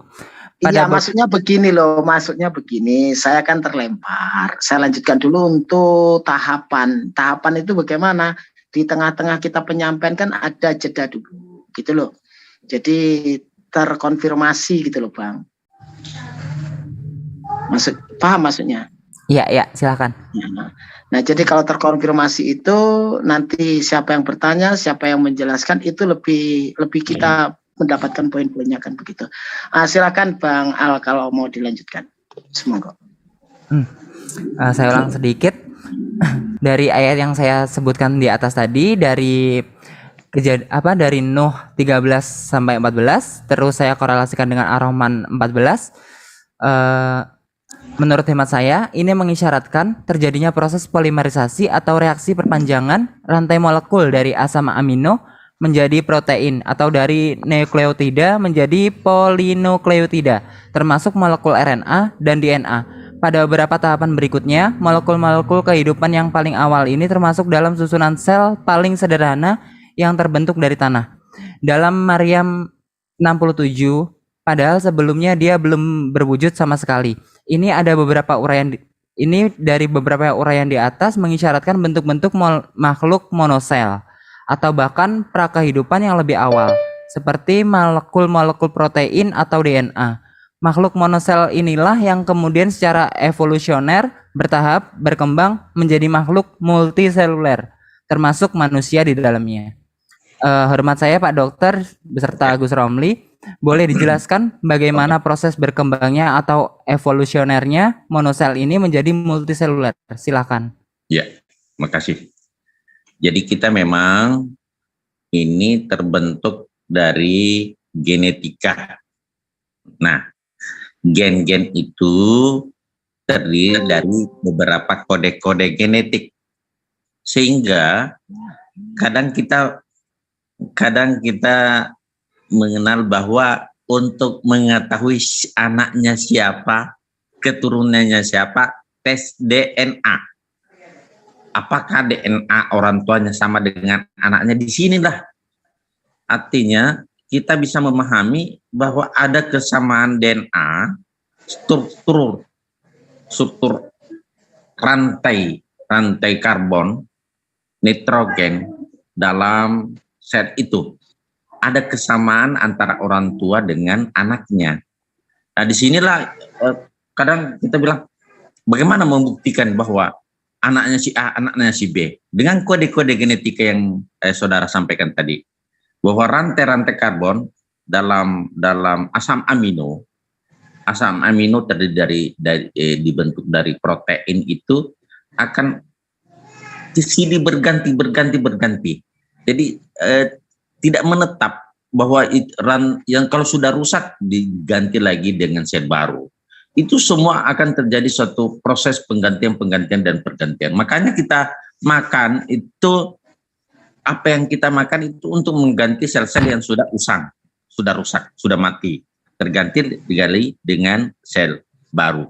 Apa yang disampaikan saudaraku itu seperti itulah gambaran genetika di dalam tubuh kita.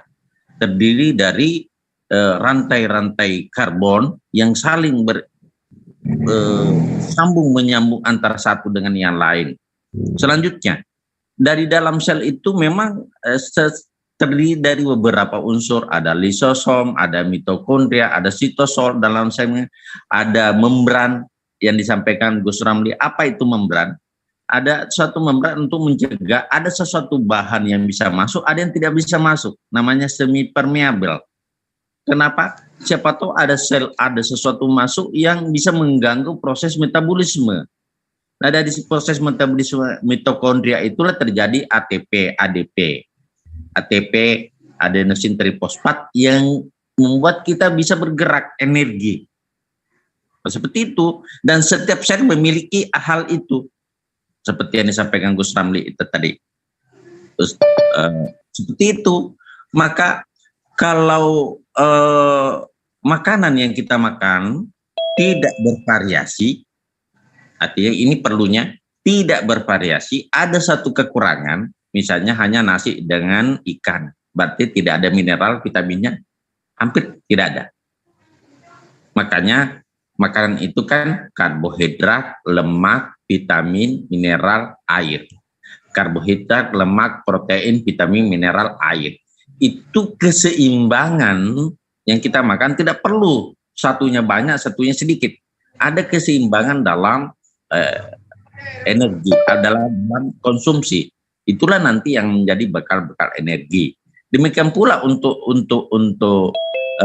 bakal calon bayi, sperma dan ovum itu juga berasal dari apa makanan yang kita makan. Seperti itu, saudaraku. Benar bahwa genetika kita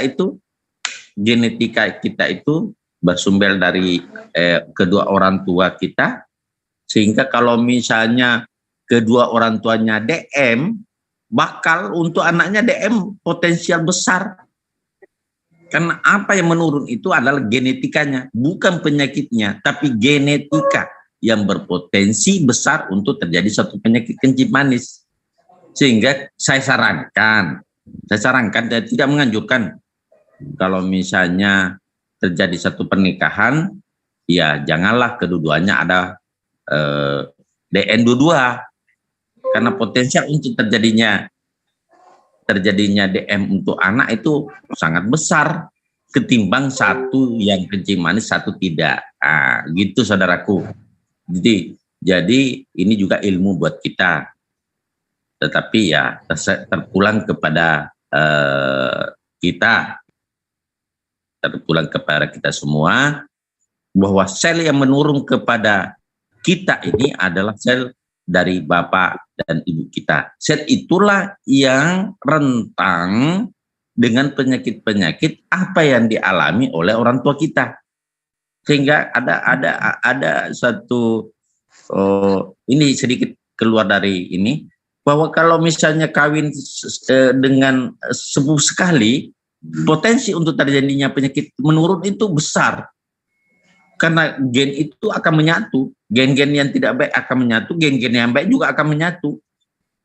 Contoh kasus, maaf ya sedikit, contoh kasus seorang laki-laki profesor, tidak terlalu ganteng, tapi profesor.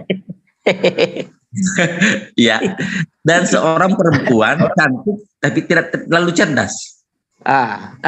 Bagus ini, bagus.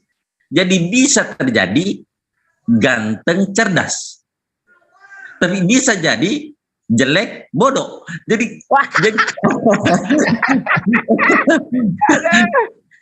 bisa bodoh jelek itu dokter ya.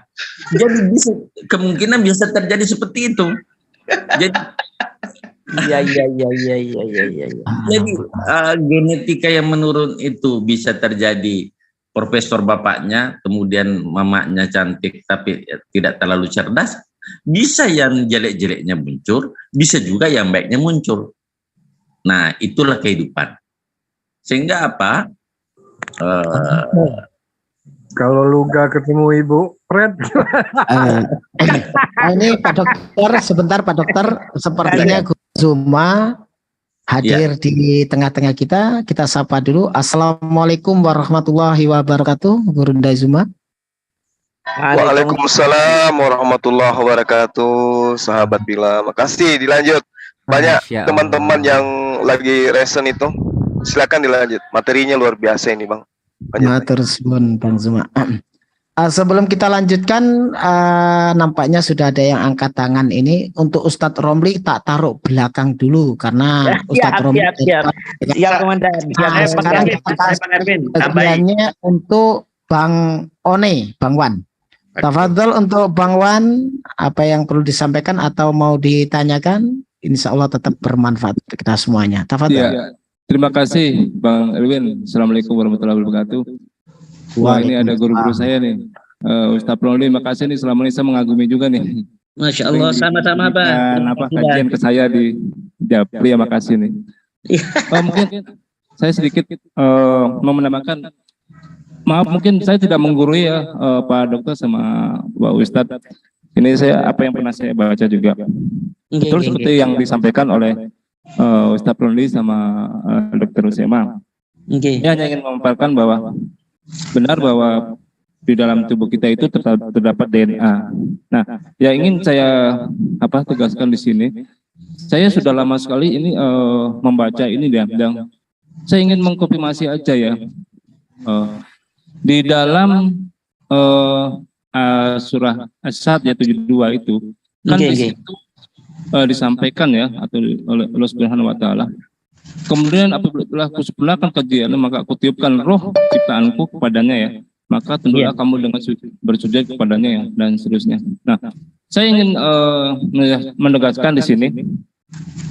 Saya menemukan di sini bahwa situ ada namanya 4 perkara ya di situ ya, hidup, mati, rezeki, ya. Nah, di mana itu terdapat di dalam DNA. Maaf ya Pak Dokter ya, saya hanya ingin menambahkan apa yang pernah saya baca, yaitu di DNA itu, yaitu di ACGT yang disampaikan itu. Jadi sebentar Pak Bangwan, nggak apa-apa. Di sini tempat berbagi, tidak ada narasumber, berbagi yang memiliki ilmu, sama-sama mengedukasi.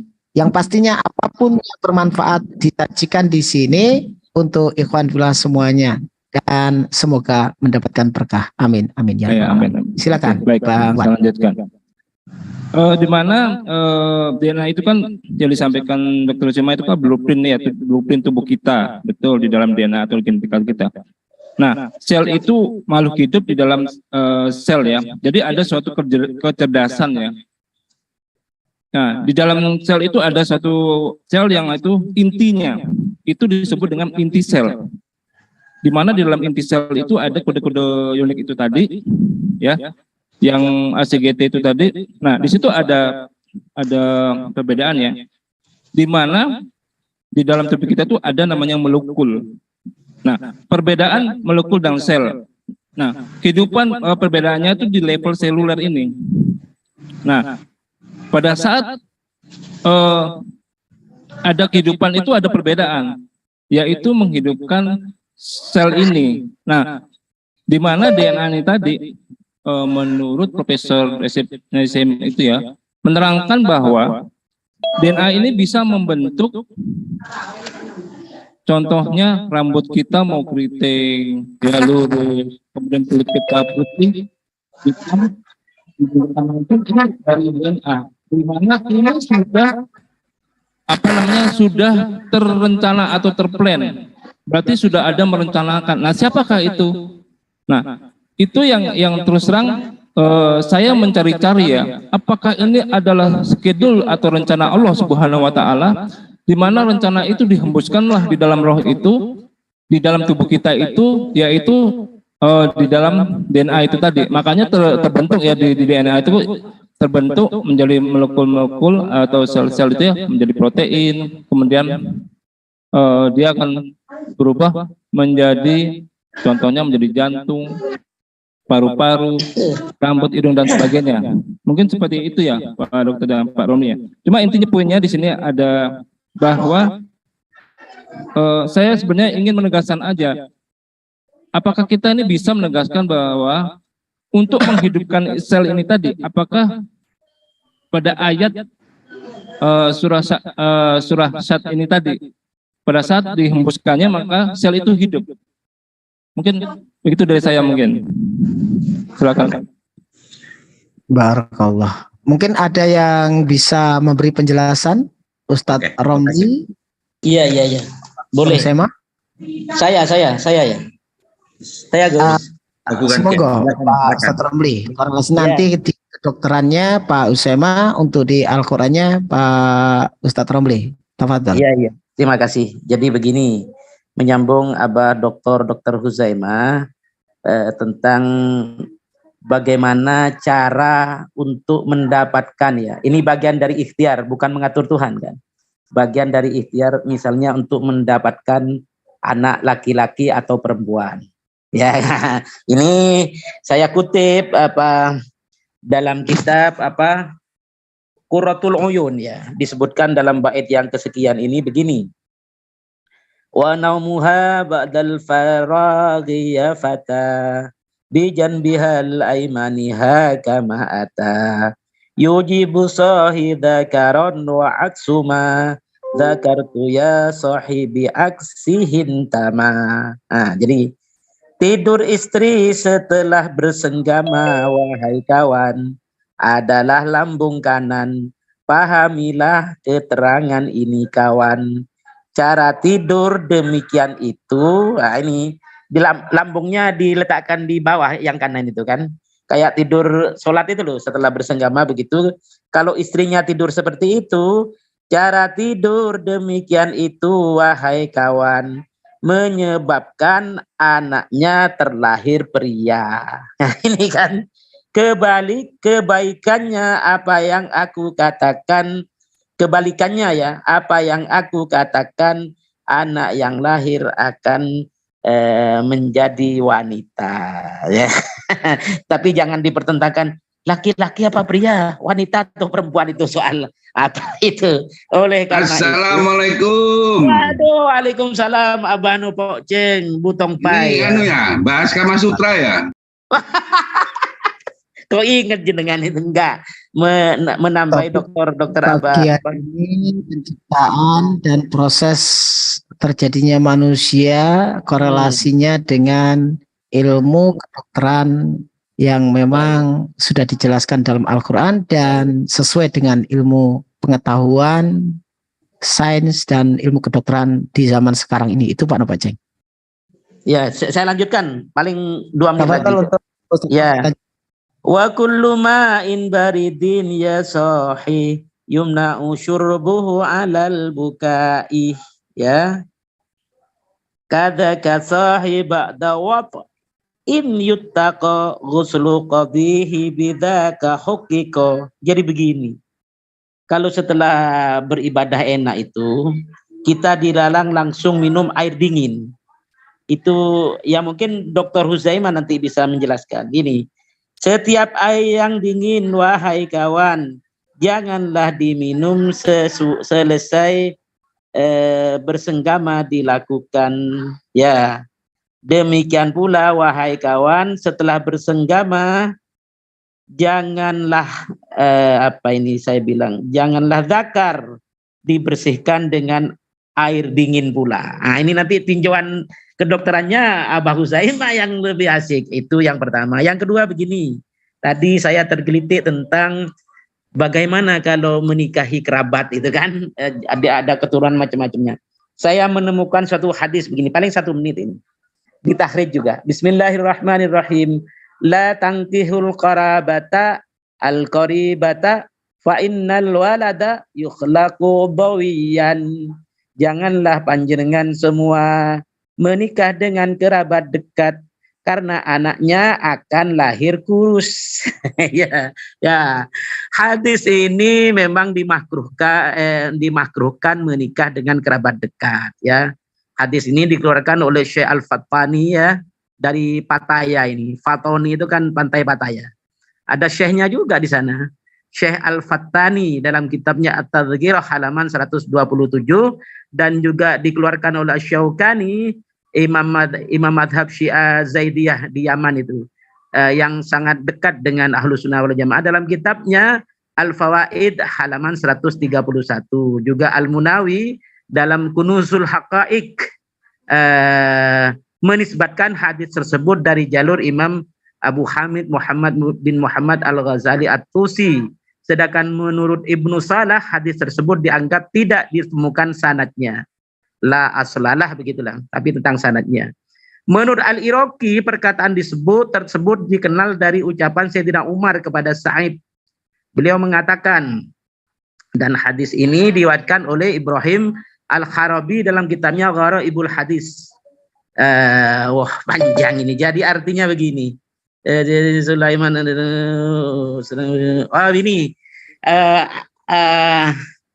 dalam Ishaful Hadis An-Nikah disebutkan bahwa menikah dengan keluarga dekat sendiri dapat menjadikan kulit anak yang dilahirkannya tipis dan perawakannya relatif tidak kuat. Oh, ini maksudnya. Hal ini disebabkan karena seseorang yang menikah dengan keluarga dekat itu kan kehidupannya sudah sering mulai kecil, ya. Jadi rasa malunya itu berlebihan sehingga mempengaruhi syahwatnya ketika berhubungan badan itu. Jadi karena rasa malu yang kan sudah kenal sehari-hari, syahwatnya berkurang ketika bertempur itu. Nah, dari syahwatnya berkurang maka mempengaruhi kualitas bahasa yang enggak saya tidak jorok, ya. Mempengaruhi kualitas dan kekuatan semburan air mani dari keduanya. Sehingga dari beberapa faktor ini menjadikan anak yang terlahir nantinya menjadi kurus dan cenderung lemah. Ya, itu silakan dibaca dalam kitab Ishaful Hadis An-Nikah, nomor hadisnya 41. Jadi yang terakhir di dalam kitab Al-Bayan dan Al-Bahr dikatakan bahwa Asy-Syafi'i menuliskan disunnahkan menikah dengan selain keluarganya. Tetapi kalau ditanyakan bagaimana pernikahan dengan saudara dekat misalnya terjadi kepada Imam Ali dan Sayyidah Siti Fatimah Zahra Al-Batul, ya, itu menurut beberapa ulama diantaranya Imam At-Taqiyuddin As-Subki, ya, mengatakan bahwa pernikahan Imam Ali dengan Sayyidah Siti Fatimah Zahra Al-Batul itu bukan merupakan perkawinan dengan keluarga dekat. Itu bisa dilihat di dalam kitab Al-Mughni Al-Mukhtar ini, ya. Ini kitabnya juz 3. Ya, terus lanjut. Terlalu panjang. Allah, sebenarnya penjelasannya ini luar biasa, tapi nanti kita bahas tentang Siap, ini. Komandan. Lanjut, mohon maaf. Ya, kita lebih mengerucut ke ayat Al-Quran di mana yang banyak sekali orang membantah tentang penjelasan ayat Al-Quran proses terjadinya manusia. Apakah sesuai dengan ilmu pengetahuan dan ilmu kedokteran di zaman sekarang ini. Sehingga kita dengan edukasi ini bisa menjelaskan bahwa Al-Quran sudah menjelaskan sebelumnya. Sebelum para peneliti, para ilmuwan mengetahui, ternyata Al-Quran luar biasa sudah menjelaskan begitu sempurnanya. Kita kasih kesempatan dulu untuk Gurunda Zuma. Insya Allah kesempatan ini sangat luar biasa. Hadirnya Bang Zuma juga bisa menambah giroh kita dalam berdakwah dan juga giroh kita dalam menyampaikan satu kebenaran. Tafadhol untuk Gurunda Zuma, sangat diharap-harapkan oleh netizen di bawah sana. Insya Allah Gurunda Zuma bisa menyampaikan sesuai dengan apa yang diharapkan para ikhwan fillah semuanya. Tafadhol. Bismillahirrahmanirrahim. Assalamualaikum warahmatullahi wabarakatuh. Waalaikumsalam warahmatullahi wabarakatuh. Salam hormat buat guru-guru saya yang ada di sini. Mohon izin saya sedikit menambahkan, ya, meskipun teman-teman tadi udah menjelaskan sebegitu detail, namun adalah kesempurnaan kebersamaan kita kalau misalnya saya juga kembali mengulang apa yang antum semua sampaikan. Bismillahirrahmanirrahim. Al-Quran menerangkan begini. Walaqad khalaqnal insana min sulal, dan sungguh kami telah menciptakan manusia dari saripati yang berasal dari tanah. Summa ja'alnahu nutfatan fi qararim, ya, qararim makin. Kemudian kami menjadikan air, ya, yang tersimpan dalam tempat yang kokoh dan yang kemudian kita sebut dengan rahim. Lalu ayat selanjutnya menerangkan, kemudian air mani itu kami jadikan sesuatu yang melekat. Lalu sesuatu yang melekat itu kami jadikan segumpal darah. Dan segumpal daging itu kami jadikan tulang belulang. Lalu tulang belulang itu kami bungkus dengan daging. Kemudian kami menjadikan makhluk yang berbentuk lain. Maha suci Allah, pencipta yang baik. Ya, Allahu ahsanul khaliqin. Lalu kemudian diterangkan ending daripada data ini adalah summa innakum ba'da dzalika lamayitun. Kemudian setelah itu, setelah diciptakan dalam bentuk sempurna, sesungguhnya kamu pasti mati. Ini yang diterangkan oleh Al-Qur'anul Karim.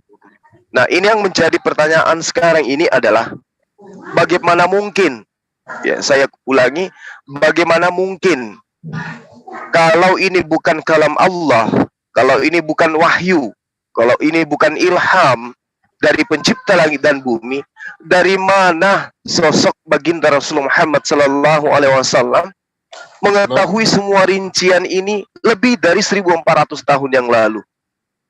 Sedangkan yang kita tahu, kita yang hidup di era digital sekarang ini mengetahui bahwa para ilmuwan baru bisa mengetahui hal-hal yang dirincikan oleh baginda Rasulullah Muhammad SAW sebagai wahyu dalam Al-Quran itu baru saat sekarang. Itu pun dibantu dengan peralatan yang sangat canggih. peralatan yang sangat modern, peralatan yang sangat mutakhir. Ya, kita kenal adanya mikroskop yang sangat kuat di dalam mengambil sebuah intisari sebuah benda atau sesuatu penemuan. Ini adalah hal yang sangat-sangat luar biasa.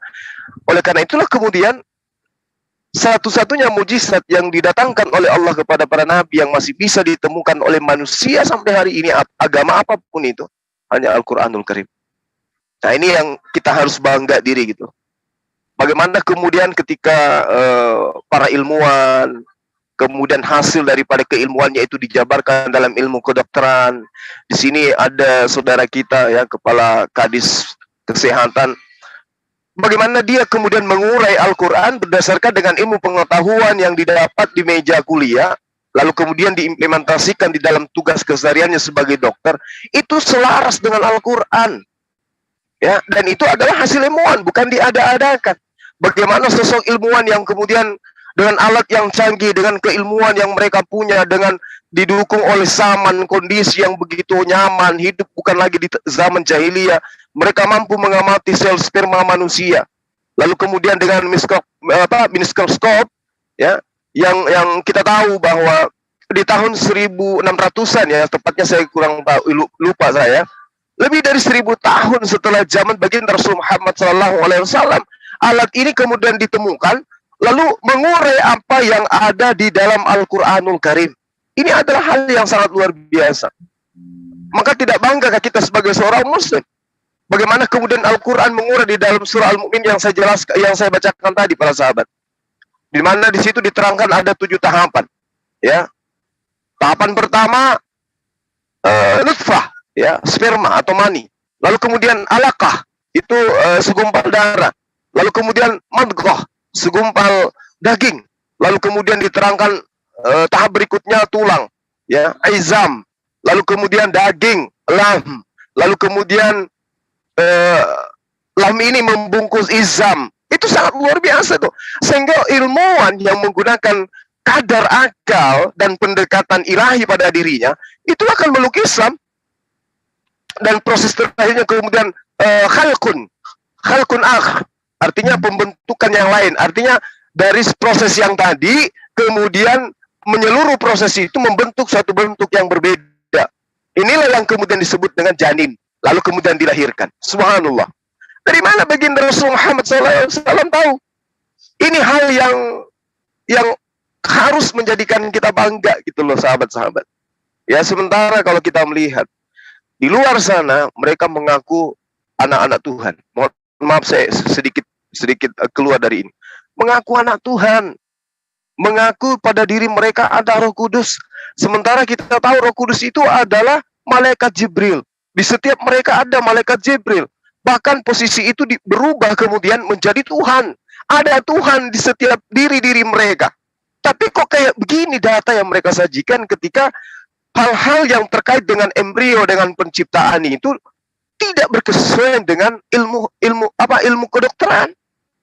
Coba kita perhatikan bagaimana tidak ilmiahnya sebuah data yang ada di dalam kitab mereka, di mana kitab mereka akui sebagai firman Tuhan, kemudian Tuhannya sudah pernah datang ke atas muka bumi, kemudian mereka adalah anak-anak Tuhan, mereka adalah orang pilihan, mereka adalah orang yang sudah dituliskan namanya di jannah, di surga.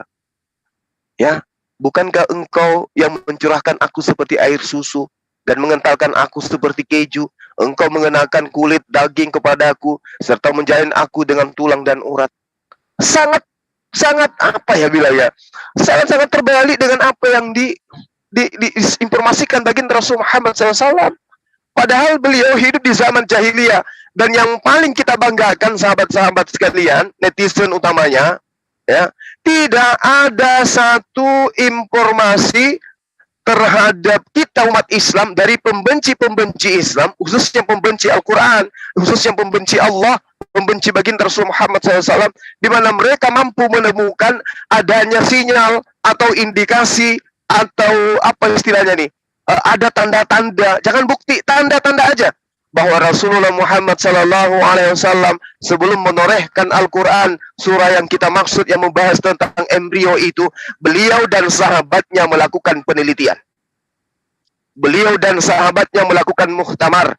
beliau dan sahabatnya melakukan apa istilahnya, melakukan konsili, beliau dan sahabatnya melakukan daftar pustaka, penelitian pustaka, mengunjungi museum-museum yang ada di Yerusalem atau yang ada di Vatikan atau yang ada dimanapun tentang kitab mereka ini dituliskan tentang embrio dan seterusnya. Rasulullah tidak pernah diberitakan oleh orang-orang yang membenci mereka, membenci beliau. Dari mereka kita dapatkan ini loh di buku ini, seorang profesor, seorang pakar, seorang ahli Torah atau ahli kitab atau seorang yang piawai di dalam sejarah hidup di tahun sekian menemukan bahwa ternyata Al-Quran sebelum ditorehkan, baginda Rasulullah Muhammad SAW pernah melakukan suatu kajian di mana kajian mereka itu mengangkat sebuah ayat di dalam kitab Yahudi, yaitu di kitab Ayub, yaitu di kitab Keluaran, yaitu di kitab ini dan ini dan ini dan ini. Beliau menuliskan lalu mengambil kesimpulan, menuliskan Al-Quran di antaranya surah Mu'minun tadi. Tidak ada sahabat-sahabat, tidak ada pernah indikasi itu. Nah, sebaliknya kalau kita tanya, dari mana si fulan menempatkan tulisan itu? Oh, itu dari kesaksian-kesaksian katanya. Siapa saksinya? Si ini, si ini, si ini. Ya, kami tidak bisa menyebutkan namanya karena terlalu banyak. Yang penting dikatakan saksi. Sekarang kita balik tanya, siapa saksi melihat baginda Rasulullah Muhammad SAW melakukan kajian kitab-kitab terdahulu, lalu kemudian Rasulullah mengambil saripati dari kajian tersebut dan menuliskan di dalam sebuah buku dan kami sebut Al-Quran hari ini. Tidak akan ditemukan hal itu. Sekarang, secara gamblang, kita harus bangga. Pertama, Rasulullah Muhammad SAW tidak pernah melakukan kajian tentang ilmu kedokteran. Rasulullah Muhammad SAW tidak ada bukti kemudian beliau belajar tentang ilmu kedokteran. Rasulullah Muhammad SAW tidak ada indikasi yang sedikit pun yang bisa kita jadikan gambaran dasar bahwa beliau meski hidup di zaman jahiliyah, beliau pernah melakukan kajian-kajian terhadap kitab-kitab terdahulu. Rasulullah Muhammad SAW kita tidak memiliki literasi yang bisa membuat kita itu ragu terhadap Al-Quran, bahwa keilmuan yang diiyakan, yang disahkan, yang diberikan legitimasi dari keilmuan-keilmuan yang ada hari ini itu berasal dari hasil penyelidikan beliau bersama dengan sahabat-sahabatnya. Tidak ada sama sekali para sahabat seketika Al-Quran menerangkan dengan indahnya kepada kita bahwa apa yang diterangkan oleh Allah kepada kita ini adalah sesuatu yang mustahil dari baginda Rasul Muhammad SAW tanpa pewahyuan. Tumma khalaqna nutfata alaqah fakhalaqna alaqah mudghah fakhalaqna mudghah. Lalu dikatakan izaman fakasawnal izam lahma thumma ansha'nahu khalqa akhara fatabarakallahu ahsanul khaliqin. Rasulullah Muhammad SAW tidak pernah melakukan kajian-kajian. Seketika hari ini tampil, lahir sosok anak muda, lalu kemudian menjadi seorang dokter yang luar biasa, lalu kemudian menjadi kepala dinas, lalu kemudian mengurai Al-Quran, lalu kemudian mengurai embrio berdasarkan keilmuan yang dikaji berpuluh tahun, lalu kemudian disandingkan dengan Al-Quran. Subhanallah, tertunduklah engkau wahai hati-hati yang selama ini membangkang terhadap Al-Quran. Tertunduklah kalian wahai kalbu yang selama ini tertutup untuk memahami Al-Quran. Bukalah wahai hati-hati yang selama ini tertutup untuk melihat Al-Quran, bahwa Al-Quran itu mustahil, bukan kalam Allah. Kenapa? Kesempurnaan keilmuan umat manusia pada hari ini membuktikan bahwa apa yang ditorehkan Al-Quranul Karim itu benar-benar wahyu dari Allah. Baginda Rasulullah Muhammad SAW bukan orang terpelajar dalam hal keilmuan berdasarkan kedokteran, berdasarkan ilmu embrio, ataupun dia pernah melakukan materi-materi kajian. Pada kesimpulannya kemudian adalah sekiranya mungkin para pembenci-pembenci Al-Quran lalai kemudian untuk menorehkan sejarah ini. Artinya, andai saja baginda Rasulullah Muhammad SAW benar-benar pernah melakukan kajian-kajian, namun lalai dari pemberitaan, maka kita akan menemukan setitik, dua titik, bahkan jutaan titik kelemahan di dalam Al-Quran. Karena bukan kalam Allah, tapi subhanallah, di samping tidak ditemukan adanya indikasi beliau melakukan kajian sebelum menyampaikan ayat suci Al-Quran, sampai hari ini itu tidak ditemukan, dan apa yang ada di dalam Al-Quranul Karim seirama, sejalan dengan kemaslahatan hidup umat manusia. Subhanallah. Ya, Oleh karena itulah para sahabat, utamanya adik-adik saya, anak-anak saya yang ada di luar sana, apa yang ditorehkan MMCI pagi ini adalah suatu bukti nyata bahwa kami peduli terhadap antum semua. Jangan tergiur dengan Indomie, jangan tergiur dengan uang 5.000. Karena hidup ini nggak lama lagi. Kita hidup paling 20 tahun lagi, paling santer 30-40 tahun lagi. Setelah itu, kita akan mempertanggungjawabkan iman kita di hadapan Allah. Karena itulah kemudian melalui forum ini saya mengajak kita kalau bisa setiap hari, kalau bisa 3 kali minimal dalam sepekan, ya pagi-pagi kita kasih materi-materi kayak begini, Al-Quran dan sains. Ya, kita fokus ke sana, Al-Quran dan sains. Siapapun bisa menjadi narasumber. Ya, teman-teman kita yang apalagi di tengah-tengah kita ada dokter, ada Ustaz Romli dan semua teman-teman kita. Berikan mereka panggung untuk menyampaikan Al-Quran itu berdasarkan dengan sains agar generasi Islam di luar sana itu bisa mendapatkan bekal untuk masa depan mereka. Saya kira begitu teman-teman sekalian. Mohon maaf kalau saya panjang lebar. Saya kira ini adalah kesempatan yang sangat baik untuk saya menyisipkan ilmu kristolog. Kapan lagi ya kan? Karena seorang kristolog itu ketika berbicara bola pun bisa masuk ayat Bible. Berbicara mengenai pelawak pun bisa masuk ayat-ayat Bible. Karena itulah kemudian ini kesempatan saya menyatakan bahwa kebenaran Islam itu tidak ada tawar-menawar. Mutlak, tidak bisa diragukan. Sekira begitu para guru saya, terima kasih banyak atas kesempatan ini. Mohon maaf kalau berlebihan atas materi ataupun waktu yang saya gunakan. Wabillahi taufiq wal hidayah. Assalamualaikum warahmatullahi wabarakatuh. Waalaikumsalam. Waalaikumsalam warahmatullahi wabarakatuh. Masya Allah, subhanallah, Allahu Akbar, Allahu Akbar, Allahu Akbar. Terima kasih untuk Guru Daya Zuma yang telah luar biasa memberikan penjelasan bagaimana runtunan penjelasan di dalam Al-Quran tentang penciptaan manusia. Nah, untuk pagi hari ini memang sengaja kita hadirkan satu topik yang sudah kita schedule-kan 2 hari yang lalu bersama Pak Dr. Husaima, yang kebetulan memang di MMCI insya Allah tetap kita adakan setiap jam 7.30 sampai jam 8 dimulai.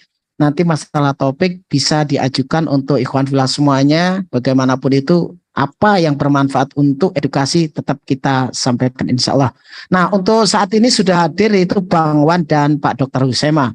Sepertinya kita lebih cocok apa yang disampaikan dengan Bang Zuma tadi, langsung kita korelasikan dengan ilmu kedokteran dan sains, yang kebetulan ada 2 narasumber yang insya Allah menguasai tentang ilmu kedokteran. Tafadhol untuk Dr. Husaima untuk share screen dan penjelasan Bang Wan sekaligus Pak Dr. Husaima.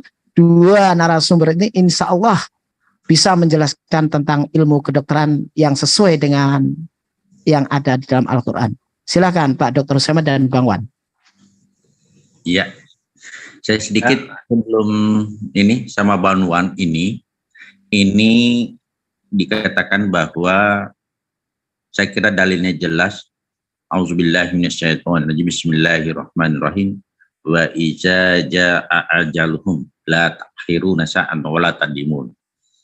Jadi proses matinya sel itu kenapa ada umur pendek, umur panjang, disesuaikan dengan genetika. Memang bahwa orang-orang yang berumur pendek itu secara genetika itu cepat terjadi kerusakan-kerusakan pada nukleus selnya itu sehingga prosesnya tidak berjalan sebagaimana yang normal. Itu yang disampaikan oleh Bang Wan. Itu dalam proses alami. Itu proses alami. Tapi bagaimana yang ditabrak motor? Bagaimana dengan yang terjadi kecelakaan? Nah, itu tidak masuk dalam teori itu. Yang teori yang masuk wa iza ja'a ajaluhum la ta'khiruna sa'atan wa la taqdimun. Jadi ada sesuatu yang bisa diterangkan secara ilmiah, ada sesuatu yang kita harus kembali kepada dalil bahwa pada saat ajal tiba tidak akan dimajukan dan dimundurkan. Ini tadi Bang Wan berbicara secara ilmiah, benar adanya bahwa sel-sel itu bagi orang tertentu akan lama prosesnya baru terjadi kerusakan. Saya pernah bertanya ini sedikit sesama kepada seorang nenek yang umurnya 110 tahun. Nenek, apa rumusnya bisa umur panjang? Gampang nak, gampang. 2 saja jawabannya. Jangan sakiti hatimu dan jangan sakiti hatinya orang. Itu jawabannya yang diberikan kepada saya. Mohon maaf Pak Dr. Husaima, maksud saya begini. Bang Zuma tadi sudah memaparkan dari runtunan ayat-ayat Al-Quran dari awal sampai akhir. Nah, Betul. Pak Husaima menjelaskan dengan ilmu kedokteran bagaimana proses itu, dan kita lihat dari ilmu kedokteran yang kebetulan ada Bang Wan dan Pak Dr. Husaima, biar edukasi ini netizen tahu ternyata gitu. Yang belum tahu ini ternyata Al-Quran benar-benar menjelaskan sebelum para ilmuwan ini menemukan tentang proses ini secara ilmu kedokteran. Begitu Pak Husaima. Tidak apa-apa Bang Erwin, mengalir aja Bang Erwin. Enggak, bukan itu, bukan itu. Saya screen tentang tinggal ini sering menjelaskan saja. Di sini schedule-nya seperti itu supaya edukasinya nyampe. Ada Silakan sedikit Pak Dokter. yang sering saya screen bisa enggak sedikit? Tidak bisa sekarang saya screen. Jadi langsung Bang Zuma menjelaskan tadi, langsung dilihat dari kedokteran seperti ini gitu loh maksudnya. Betul. Apa yang saya sampaikan dari awal tadi, bahwa proses penyatuan sperma dan ovum kemudian berkembang masuk ke dalam rahim yang kokoh. Kenapa rahim kokoh? Karena memang terdiri dari 3 lapis otot yang saling bersilangan. Itu rahim itu dalam konsep itu salah satu nama Allah, sehingga ada umat Islam itu jangan kecak-kecak itu, jangan selalu dikorek-korek rahim itu.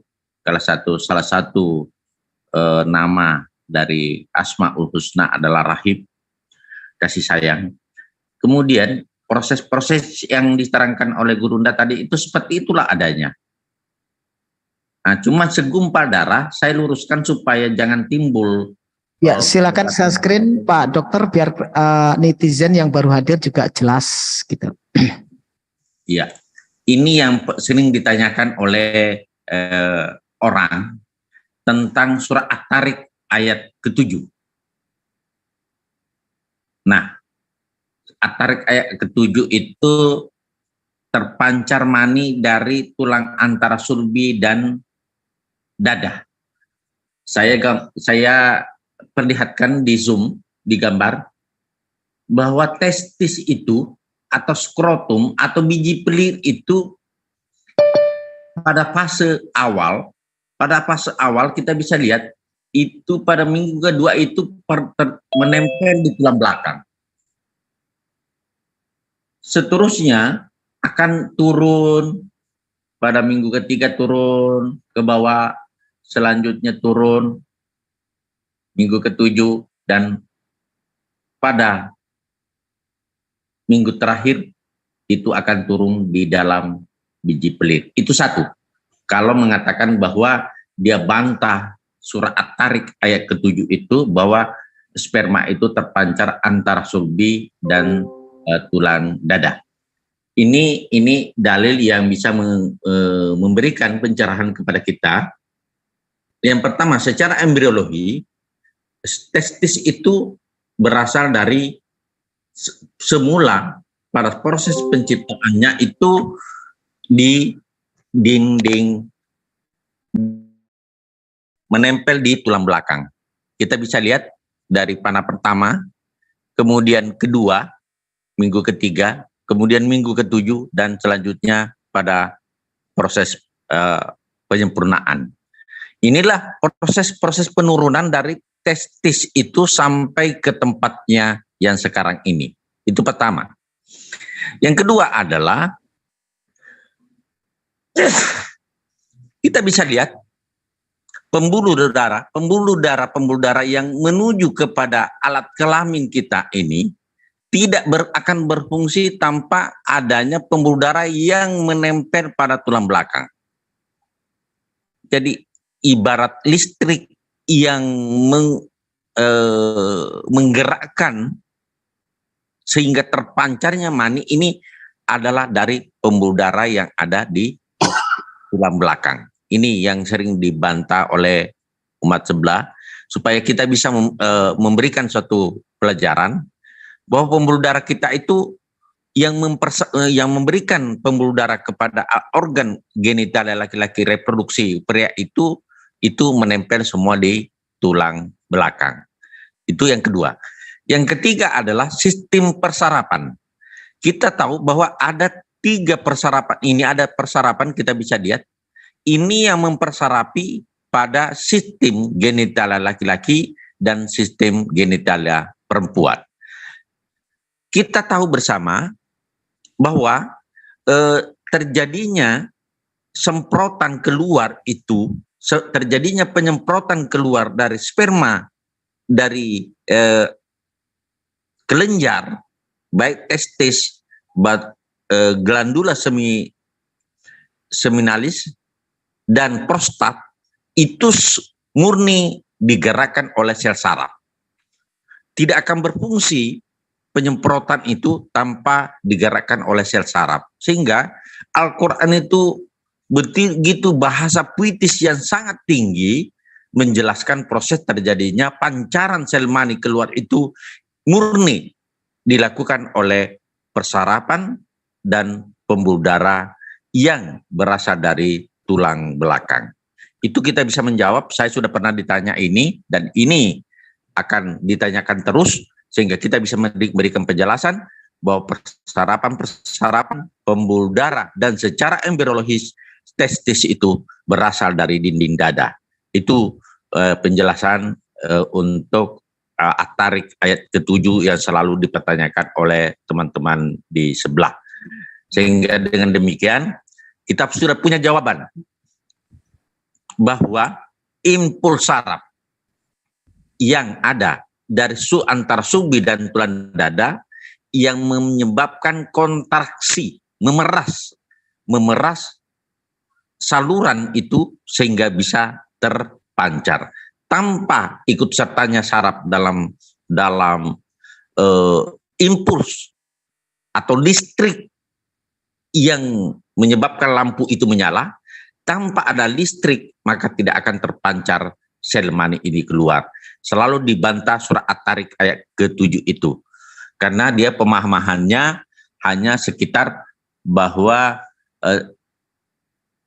tidak ada ikut campurnya tulang belakang dan antara tulang belakang dengan terpancarnya air mani. Padahal sesungguhnya air mani terpancar tidak akan pernah terpancar tanpa adanya impuls saraf dari tulang belakang dan pembuluh darah dari tulang belakang, dan yang paling penting adalah proses embriologi sebelumnya testis itu berada di tulang belakang. Itu tambahan saya kira, dan apa yang disampaikan oleh Gurunda tadi sejalan dengan yang terjadi sekarang ini.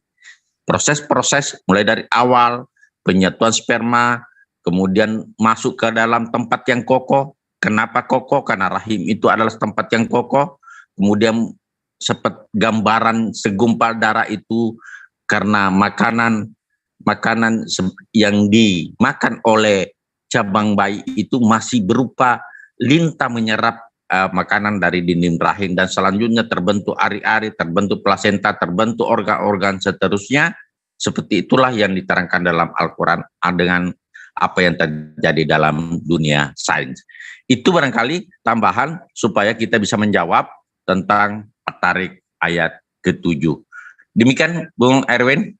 Jadi terima kasih Gurunda tentang memberikan penjelasan, dan Ustaz Ramli dan saudara-saudaraku sekalian yang telah memberikan masukan antara sains dengan apa yang dijelaskan oleh Al-Quranul Karim yang sekarang ini 1400 tahun yang lalu baru kita bisa buktikan sekarang ini sejalan apa yang tertulis dengan apa fakta di lapangan. Demikian, terima kasih Bu Erwin. Assalamualaikum warahmatullahi wabarakatuh. Untuk selanjutnya Bang Wan silakan ditambahin. Iya baik, terima kasih. Mungkin saya sedikit tambahin. Banyak nggak apa-apa Pak. Ya ini saya fokus ke surat At-Tariq tadi ya. Jadi begini, di dalam Al-Quran itu sebenarnya tuh surah-surah itu kan banyak. Jadi itu sifatnya ada yang dikelompokkan, ada yang sifatnya tunggal ya. Jadi kita tidak bisa menjelaskan itu dengan satu ayat gitu, tidak bisa. Jadi harus secara komprehensif ya. Nah, di surah At-Tariq ini kan 5-7 nih ya Pak Dokter ya.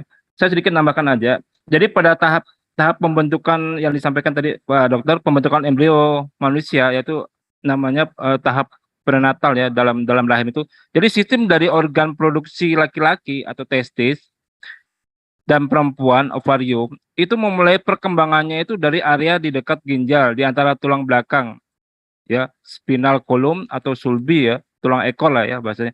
Nah, saudara-saudara kita Kristen ini salah memahami bahwa dikiranya itu bahwa dari tulang banyak Bang Wan. Kenapa? Dengan nyebrang banyak-banyak.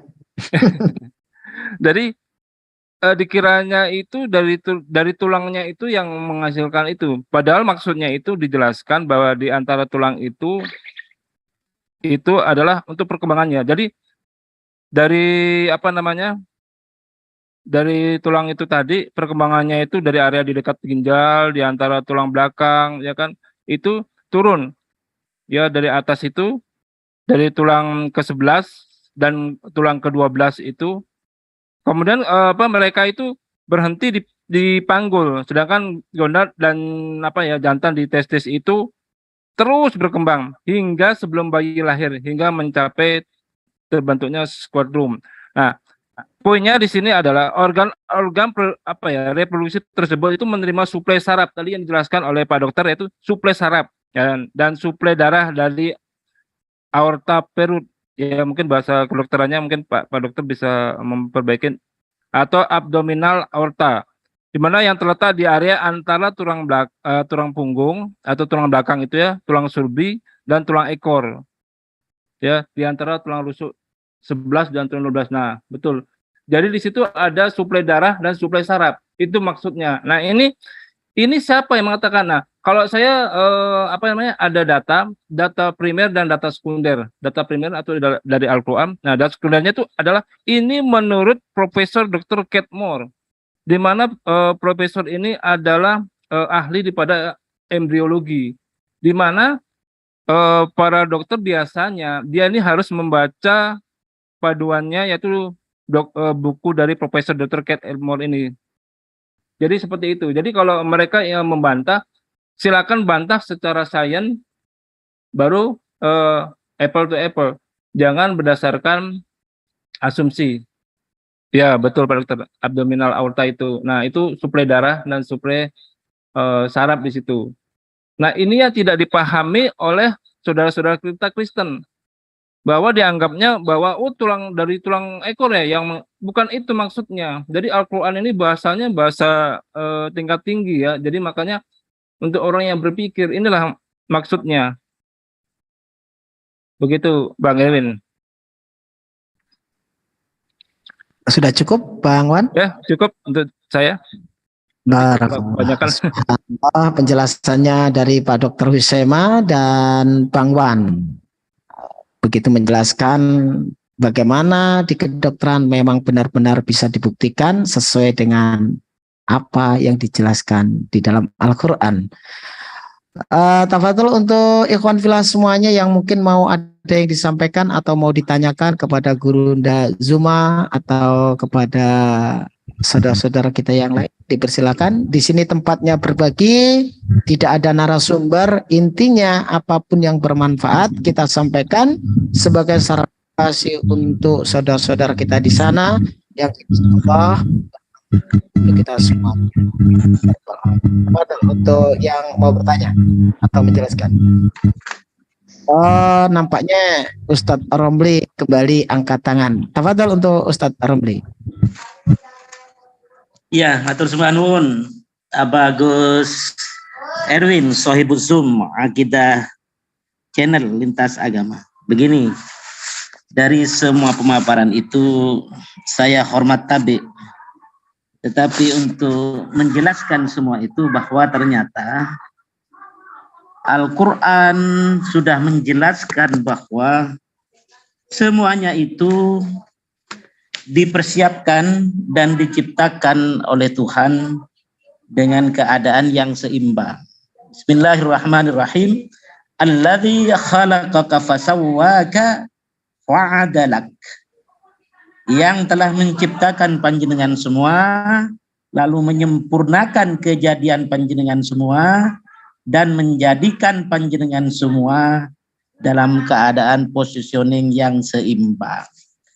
Seimbang yang dimaksud di sini bisa dikonfirmasi oleh, saya tadi terputus menjelaskan tentang biomolekuler di dalam pandangan ilmu anatomi tubuh.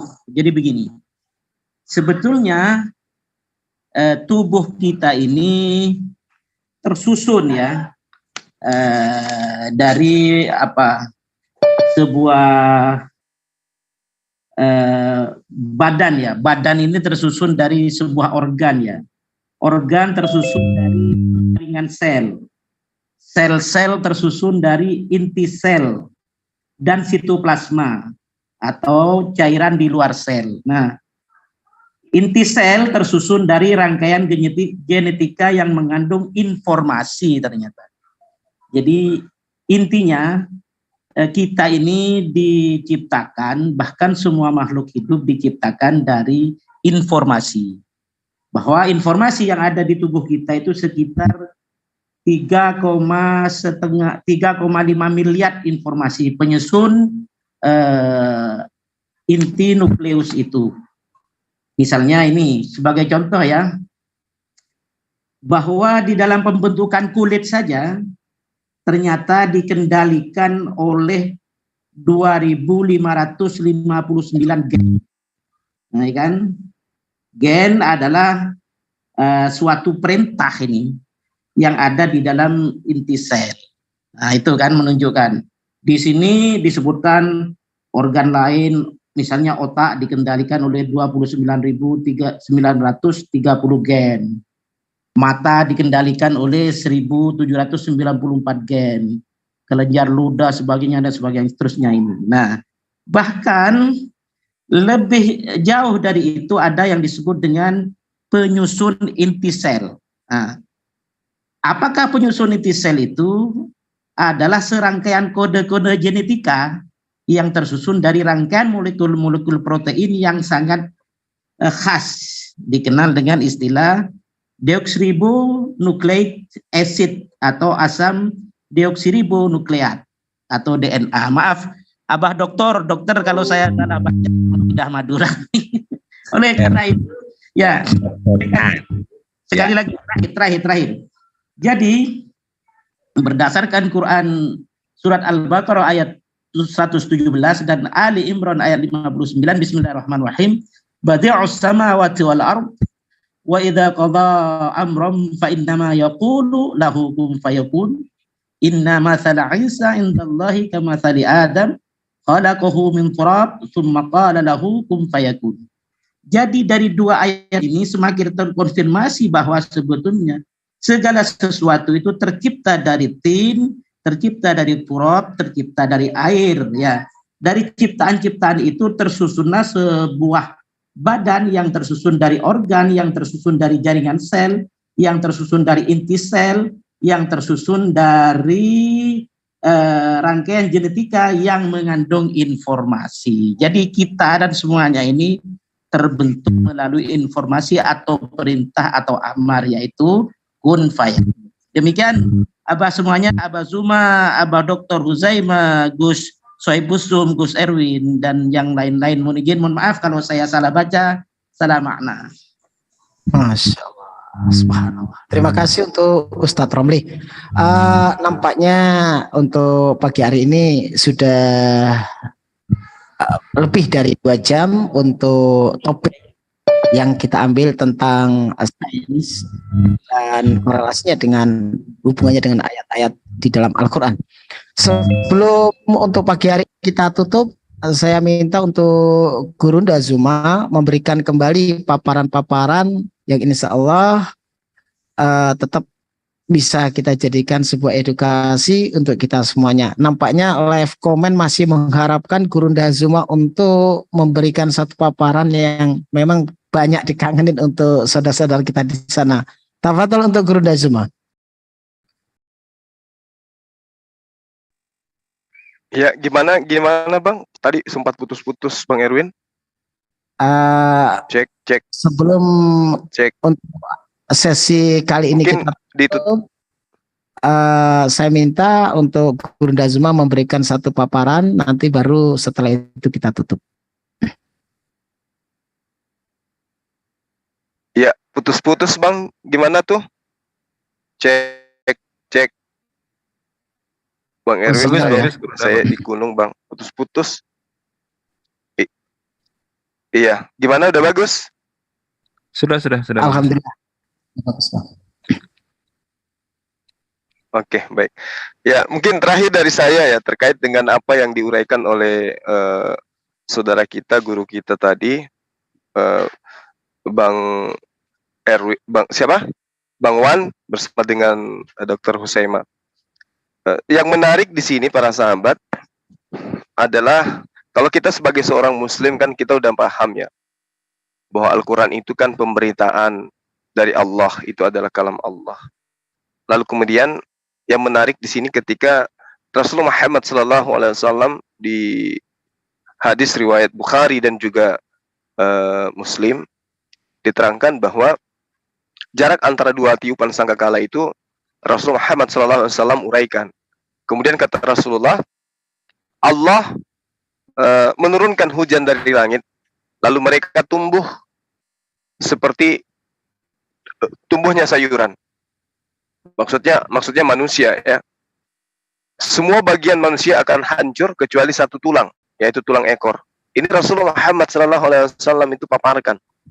Dari tulang ekor atau tulang sulbi, kemudian manusia itu diciptakan pada hari kiamat. Nah, ini yang sangat luar biasa ya. Kalau tadi menjelaskan tentang hal yang kemudian bisa diurai, bisa kita lihat, bisa kita rasakan, bisa kita buktikan hari ini tentang embrio, Rasul Muhammad SAW jauh lebih hebat lagi menerangkan tentang hal yang terjadi di hari kebangkitan.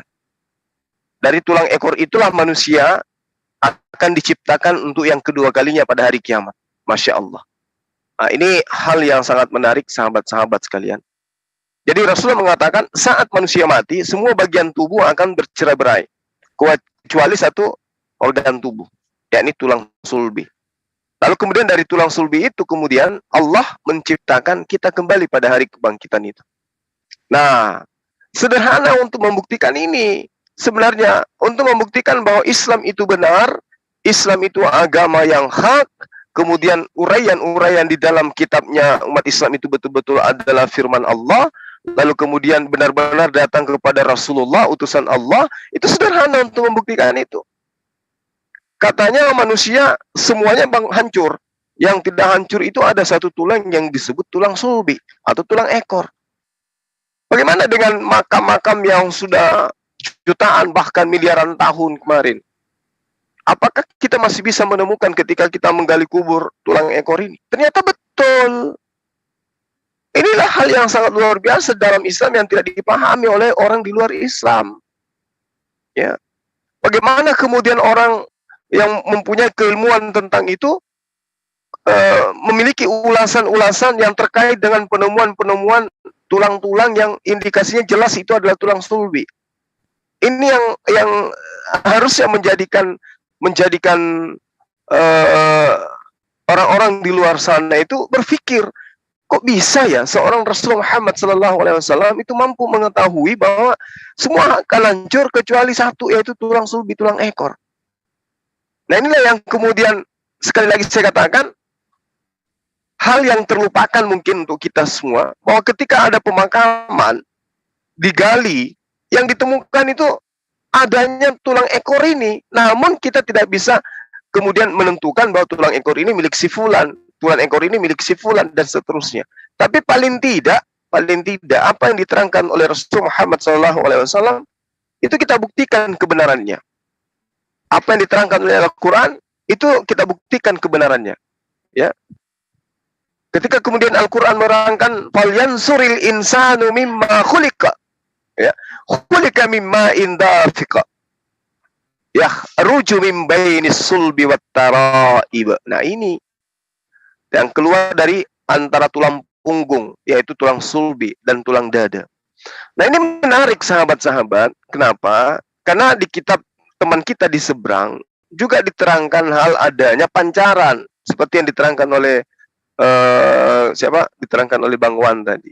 Nah, cuman yang jadi permasalahan ketika dikatakan jika air mani diumpamakan seperti susu, ya, di mana diterangkan bukankah engkau mencurahkan aku seperti air susu dan mengentalkan aku seperti keju. Mencurahkan katanya. Jika air mani itu diumpamakan seperti susu, sahabat-sahabat, gumpalan darah atau nufah kemudian diumpamakan seperti keju, apakah ada mikroskop yang pernah menangkap bentuk zigot itu mirip seperti keju? Yang kita tahu, apalagi di tengah-tengah kita ini ada dokter, yang kita tahu, yang namanya zigot itu mirip lintah. Seperti yang diterangkan di dalam Al-Quran. Kenyal seperti lintah. Jadi tidak keras, tidak beku, tidak kaku, tidak seperti keju. Nah, ini yang perlu dipahami dengan akal sehat. Lalu kemudian adanya air mani yang diumpamakan seperti susu, dikentalkan seperti keju.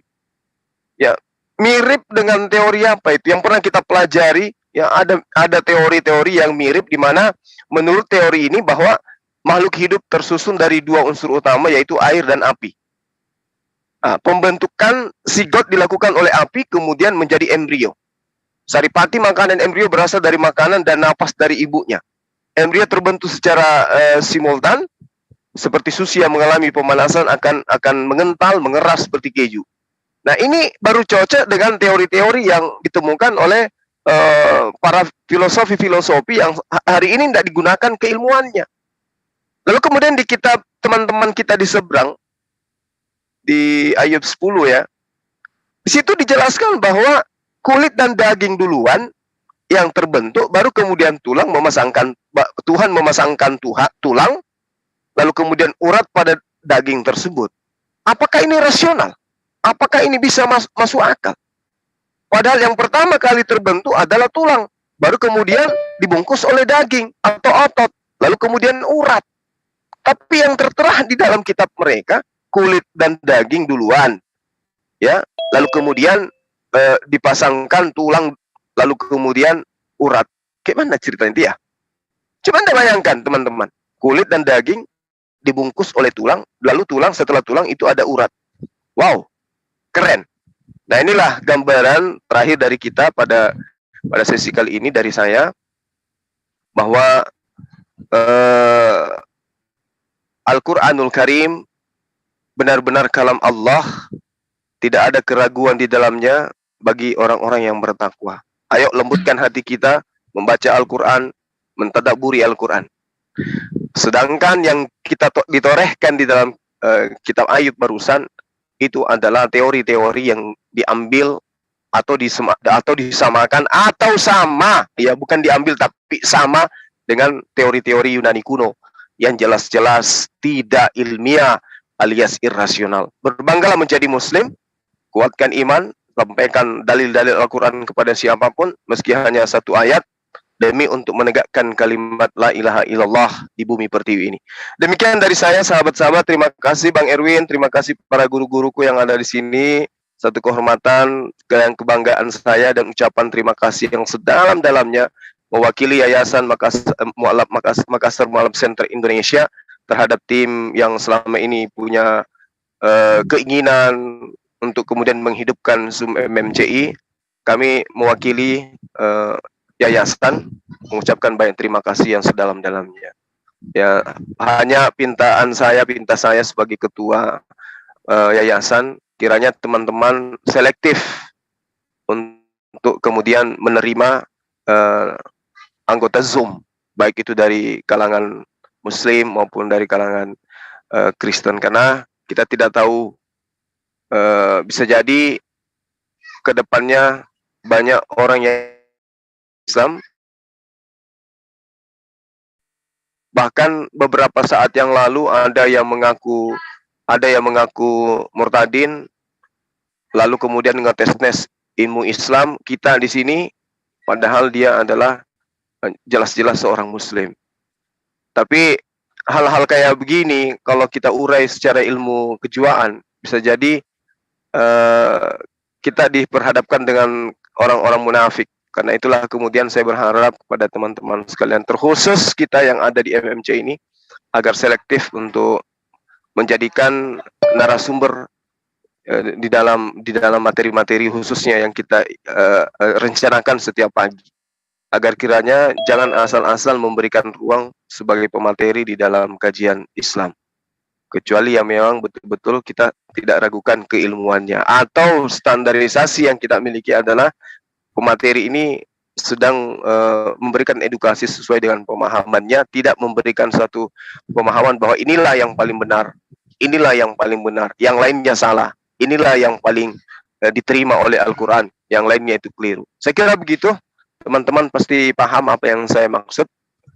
Terima kasih atas kesempatan yang diberikan. Sekali lagi saya mewakili tim yayasan mengucapkan banyak terima kasih kepada sahabat-sahabat sekali, dengan adanya loyalitas antum semua terhadap Zoom MMC. Saya akhiri, salam tauhid, salam satu Tuhan. Assalamualaikum warahmatullahi wabarakatuh. Waalaikumsalam warahmatullahi wabarakatuh.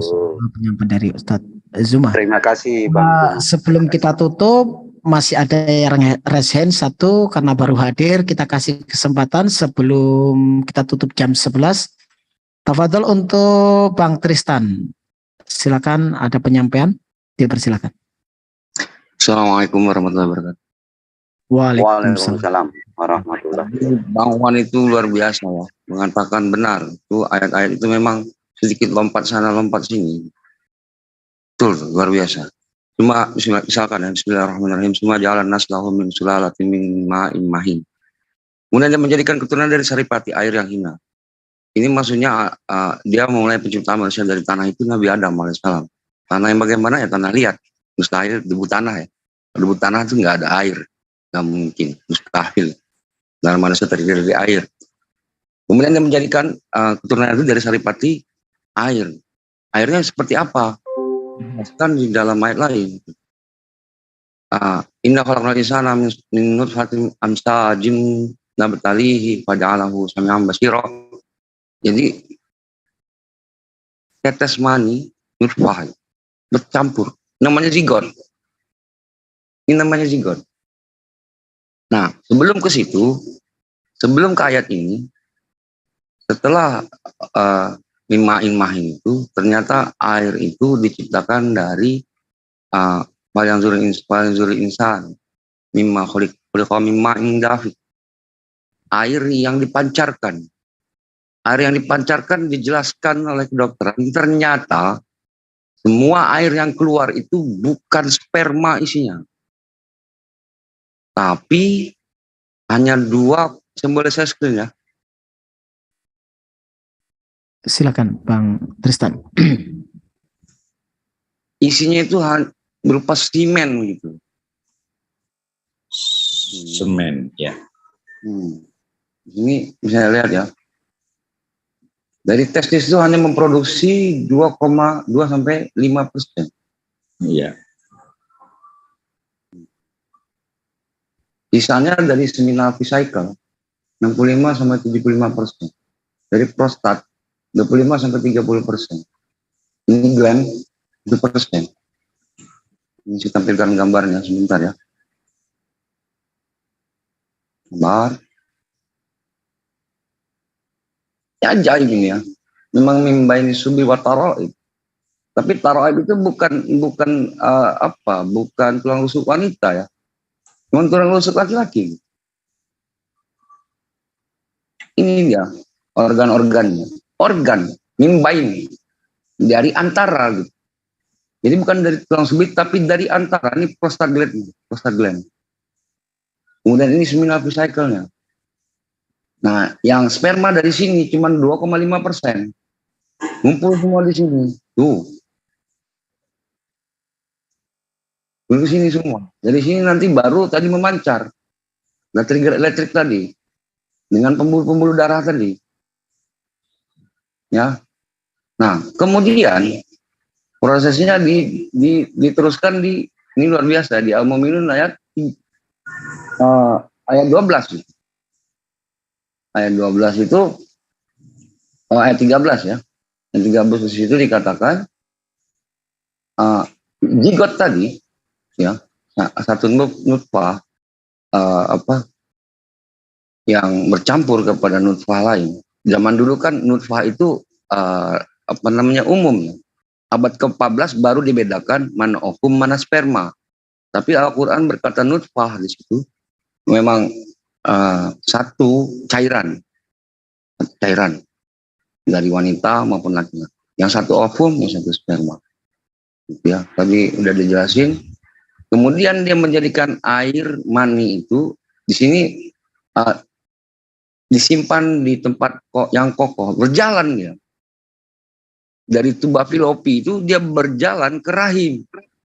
Nanti di rahim baru jadi segumpal darah. Segumpal darah itu apa maksudnya? Wah, ini luar biasa lagi. Ternyata pas difoto, seperti ini bentuknya. Saya screen lagi. Nah, ini zigot itu ya, ketika menempel di dinding rahim, dia membentuk cikal bakal embrio. Ini tentu pakai mikroskop elektrik ya. Ini saluran darah primitif ini. Kemudian membentuk organ. Jantung yang muncul. Ini saya pernah dialog sama almarhum ya, almarhum kawan Kristen gitu. Yang sudah paham lah, yang kemarin wafat baru-baru ini. Dan dia bilang, kapan nyawa ditiupkan? Sementara minggu ketiga nih jantung berdetak. Salah saya bilang. Memang minggu ketiga jantung berdetak. Ini kan suplai dari ibunya ini, darahnya. Tapi ini saluran darahnya ini primitif. Nah, nanti di bulan ketiga, lebih 20 hari, ketika kami sempurnakan kejadiannya. Nah, ini di Al-Hijr 29, As-Sidah ayat 9, baru ditiupkan. Apa yang sempurna? Saraf-saraf otaknya. Yang dijadikan apa dulu? Kami ambasiro, pendengaran dulu, telinga dulu, baru mata. Jadi dari air yang dipancarkan ini memang air yang diciptakan dari organ-organ dari antara tulang sulbi itu. Memang nggak bisa dibantah ayat-ayat ini. Wah, nggak mungkin katanya kan dari tulang sulbi. Bukan itu maksudnya. Wah, tidak mungkin dari tulang rusuk. Bukan itu maksudnya. Maksudnya organ-organ dari antara tulang sulbi dan tulang rusuk. Itu organnya tadi. Prostat gland dan semina psique. Terima kasih. Saya cuma mau bacakan satu ayat saja dari surah Al-Baqarah. Kaifa takfuruna billah wa kuntum amwatan fa ahyaakum summa yumitukum summa yuhyikum summa ilaihi turja'un. Memang tadinya kita ini dari tiada menjadi ada, kemudian kemudian tiada lagi, kemudian akan dibangkitkan oleh Allah. Dibahasnya yang membahas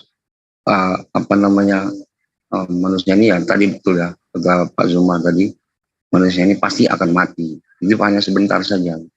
Pada kawan-kawan non-muslim yang mendengarkan channel ini, di ayat kalian di Al-Baqarah 113, maaf sebentar moderator. Yahudi berkata Nasrani tidak punya pegangan. Nasrani berkata Yahudi tidak punya pegangan. Padahal mereka membaca kitab. Saya membahas Al-Quran saya ya. Apa yang tiada pada mereka? Ayat ini. Bukti Tuhan mereka adalah pencipta manusia. Sementara di Al-Quran jelas-jelas. Tadi ya, sesuai dengan Pak Dr. Husaima yang kami hormati. Kemudian Bang Wan ya, yang kami hormati ya, beliau juga ilmuwan. Nah, bukti gitu, sudah ada bukti. Kenapa masih kaifa takfuruna billah? Kok bisa kalian ini menutupi diri dari Allah? Gitu. Padahal dia yang menciptakan diri kalian. Jadi lagu di TK zaman dulu, pelangi-pelangi ciptaan Tuhan, ternyata Tuhannya Allah. Kok kafir gitu kepada Allah? Kan semudah itu ya. Nah, insya Allah ya, mudah-mudahan banjir mualaf nih disebabkan channel ini. Terima kasih kepada MMCI, dan yang luar biasa adalah yang kami hormati, yang mulia Bapak Erwin Akidah Channel. Terima kasih ya, jazakumullah khairan katsir. Assalamualaikum warahmatullahi wabarakatuh. Barakallah. Jangan terlalu ditinggi-tinggikan, nanti telinga saya besar, susah cari tempatnya Bang Tristan.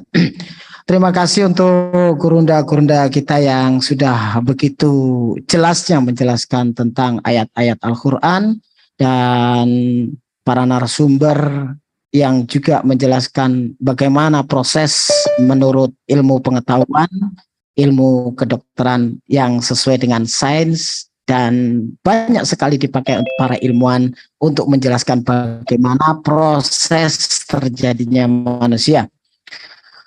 Untuk sesi ini sepertinya sudah panjang, sudah 3 jam kita melakukan kajian atau penyampaian edukasi di Zoom MMCI, dan saya menanggapi sedikit dari pesan dari Bang Zuma. Insya Allah kami akan bersama-sama saling berbagi apapun dan semampu kami dalam memberikan edukasi kepada ikhwan fillah semuanya.